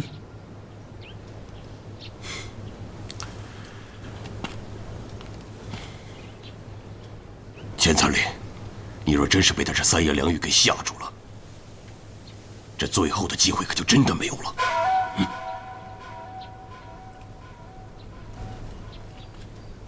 这位公子若真是长林王府的人，想必大家有些误会。不管缘由为何，至少还请你把我们府台大人放回来。只怕我愿意放啊，府台大人还未必愿意回去呢，是吧，府台大人？是。兄弟们，你们都看见了，大人这个样子，明显是受他威吓。你和小侯爷口口声声说朝廷法度，若真的依照法度，你们身份再尊贵，有何权利羁押朝廷命官？关于拘捕之权，就不劳这位大人费心了。袁术，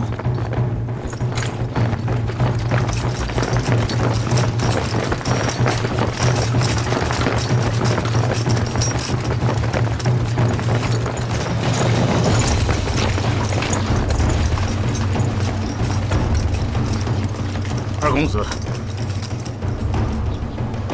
把眼前这些人给我拿下！上！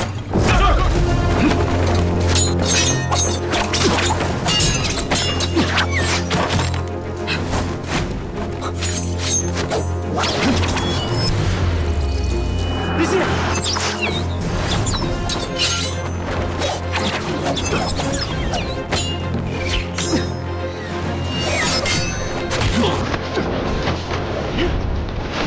你要小心。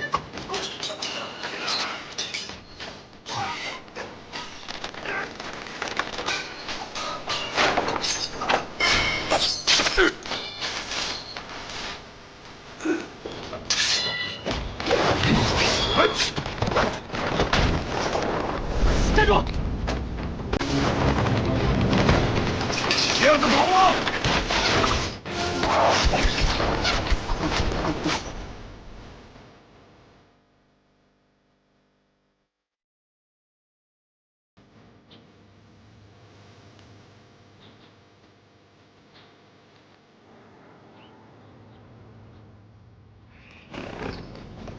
查验去了一下，这事一过，咱还得回来。这一路还有林姑娘一起前往，没事。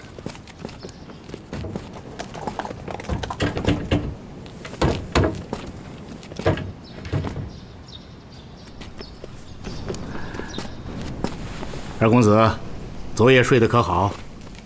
插手也就算了，还派袁术你亲自来，父王这儿多不放心我。好了，老王爷只是觉得，陛下派来的特使必是文臣，一路行动迟缓不说，身边也不会带太多人手，最终还是要从邻近地方州府借调兵马。这万一……我知道，但凡临近大同府的呢，合谋的可能性自然也就高些。所以父王干脆远远的从齐州派人过来，对吧？老王爷和世子爷正在回京的途中，刚好经过齐州嘛。单柳营那位季将军品级够高，治军也不错，连老王爷都听说过他的军功，自然就想派过来给二公子您搭把手。二公子，袁将军。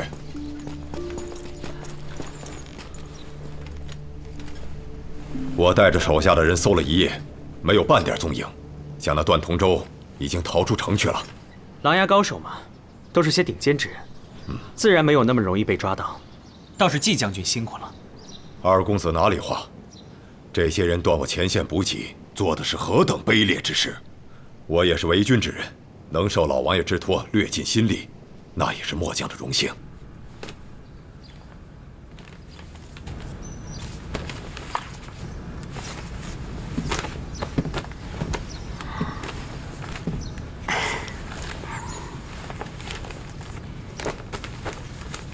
姑娘，这是要跟二公子一路同行到京城去吗？是啊，陈大夫这些天受到了不小的惊吓，我还是陪他们一起进京吧。有件事情想求求姑娘。云姐，请讲。早就听说帝都繁华，却没这福气见过。云姐，若是你想一起去的话，与我同行便是。多谢姑娘。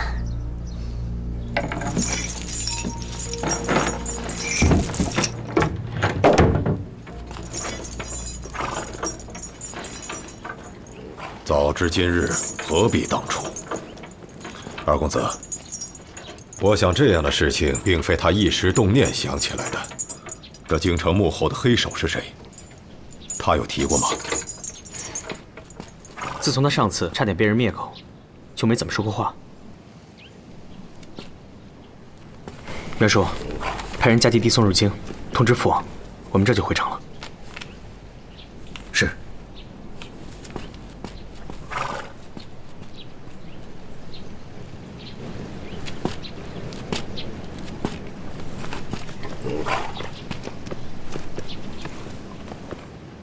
他现在不开口没关系，只要咱们能安然入京，大理寺自然知道该怎么让他开口。是啊，关键是要能安然入京。季将军，回京这一路，恐怕咱们是不能高枕无忧了。二公子放心，季某一定全力戒备。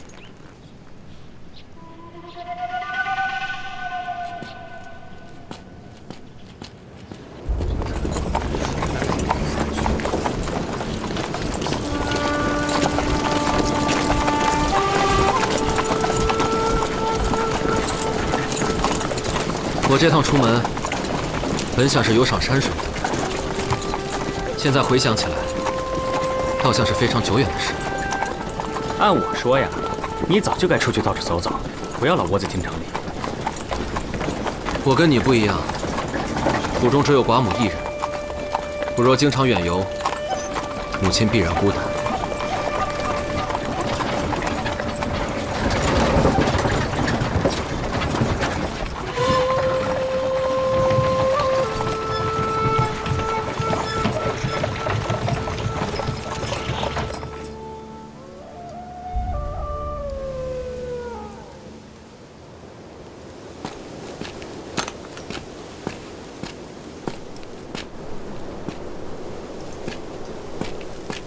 二公子，哟，是二公子啊！季将军，看来二公子也跟我一样，不查看一遍是不能安心入睡的。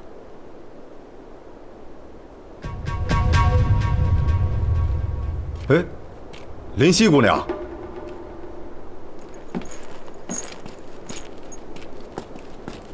这么晚了，林夕姑娘还没有歇息啊？季将军，林姑娘，二公子，你们二位慢慢聊，我去那边再查看一下。路程赶得急，林姑娘和程大夫他们还吃得消吧？我们一家时常在外奔走，无需二公子担心。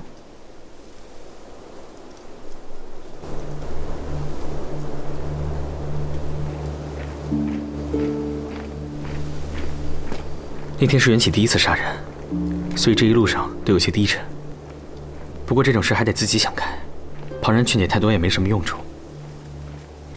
劝慰之言大多空乏，此时若有朋友相伴的话，总是好过没有的。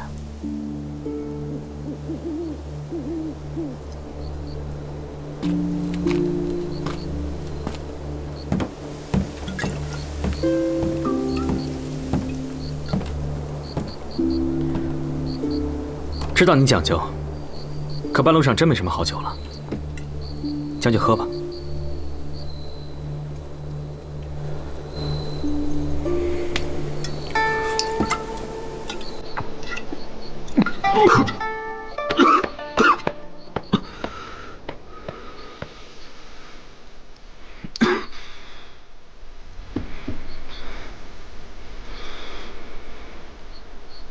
我只知道血是热的，但没想到会这么热。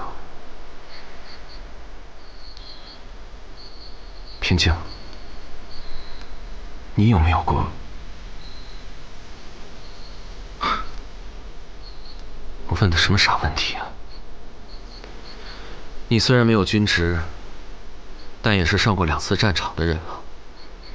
平章大哥更是从10几岁起就担当重责，和你们比，我不过是杀了一个人，到现在手都还在抖，真没用。袁启，一个人有没有用，不在于他敢不敢杀人。这道理我明白。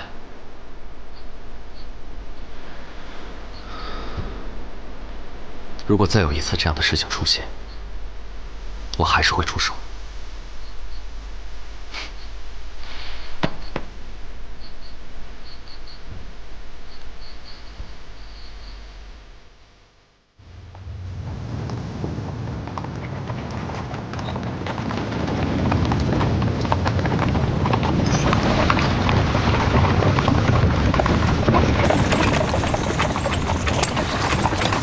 二公子，咱们这一路小心翼翼地防备着，还从没安稳地睡过觉啊。不过，现在离京城最多还有5日的路程，咱们也可以稍稍松一口气了。季将军，怕是离京城越近，越不能松这口气吧？没错，没错。这幕后之人在京城周边的实力，应该比大同府更强才对啊。到了前面官道，四周开阔，让兄弟们也休息一下吧。好，就听公子的。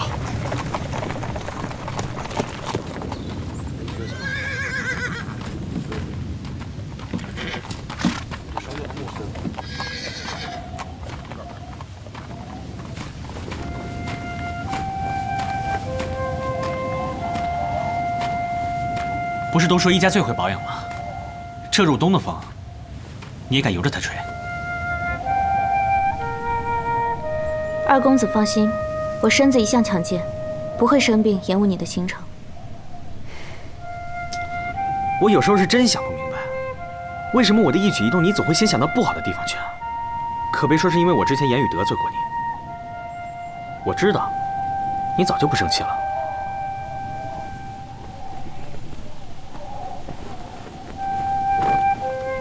披上吧。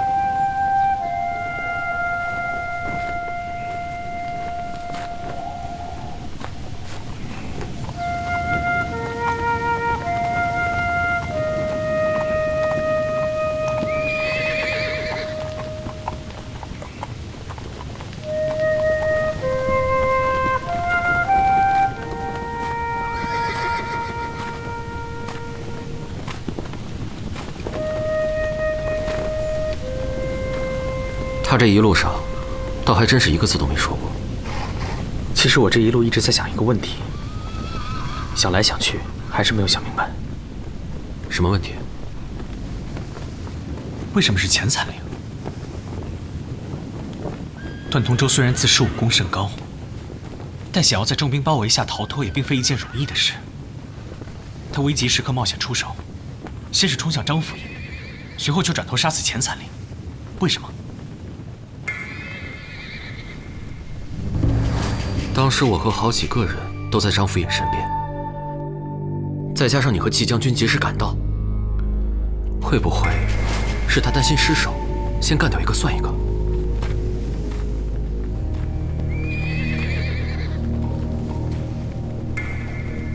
以他的功力，想要干掉张府尹并不是一件难事。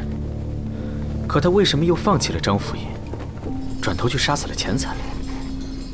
这张府尹还活着，那钱残令死不死有什么意义啊？到底有什么值得他非要出这个手段？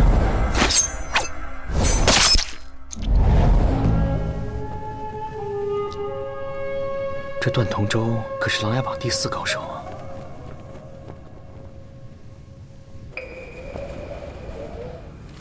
正巧了，御医的脉案，你的实证已愈，以后要认真多练练字了啊！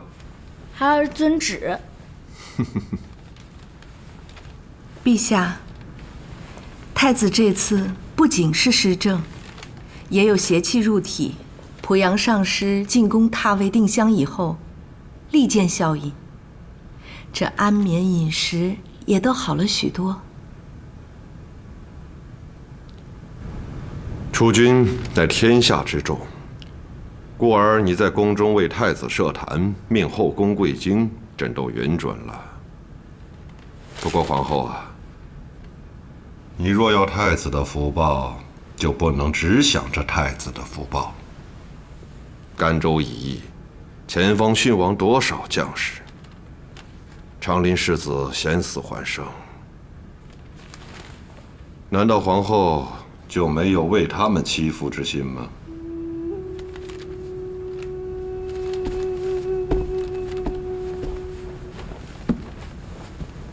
陛下所言极是，臣妾也曾与上师商议过，想在皇城前天苑点千盏长明神灯，启白神赐福，追念殉国英灵，祝祷世子平安。诸项安排皆已齐备，只因陛下政务繁忙，未敢轻扰请旨施行，是臣妾的疏慢，还请陛下恕罪。言重了，哪里说得上恕罪的话？元氏坐吧。你既然想着朕心甚慰，就这么办吧。臣妾领旨。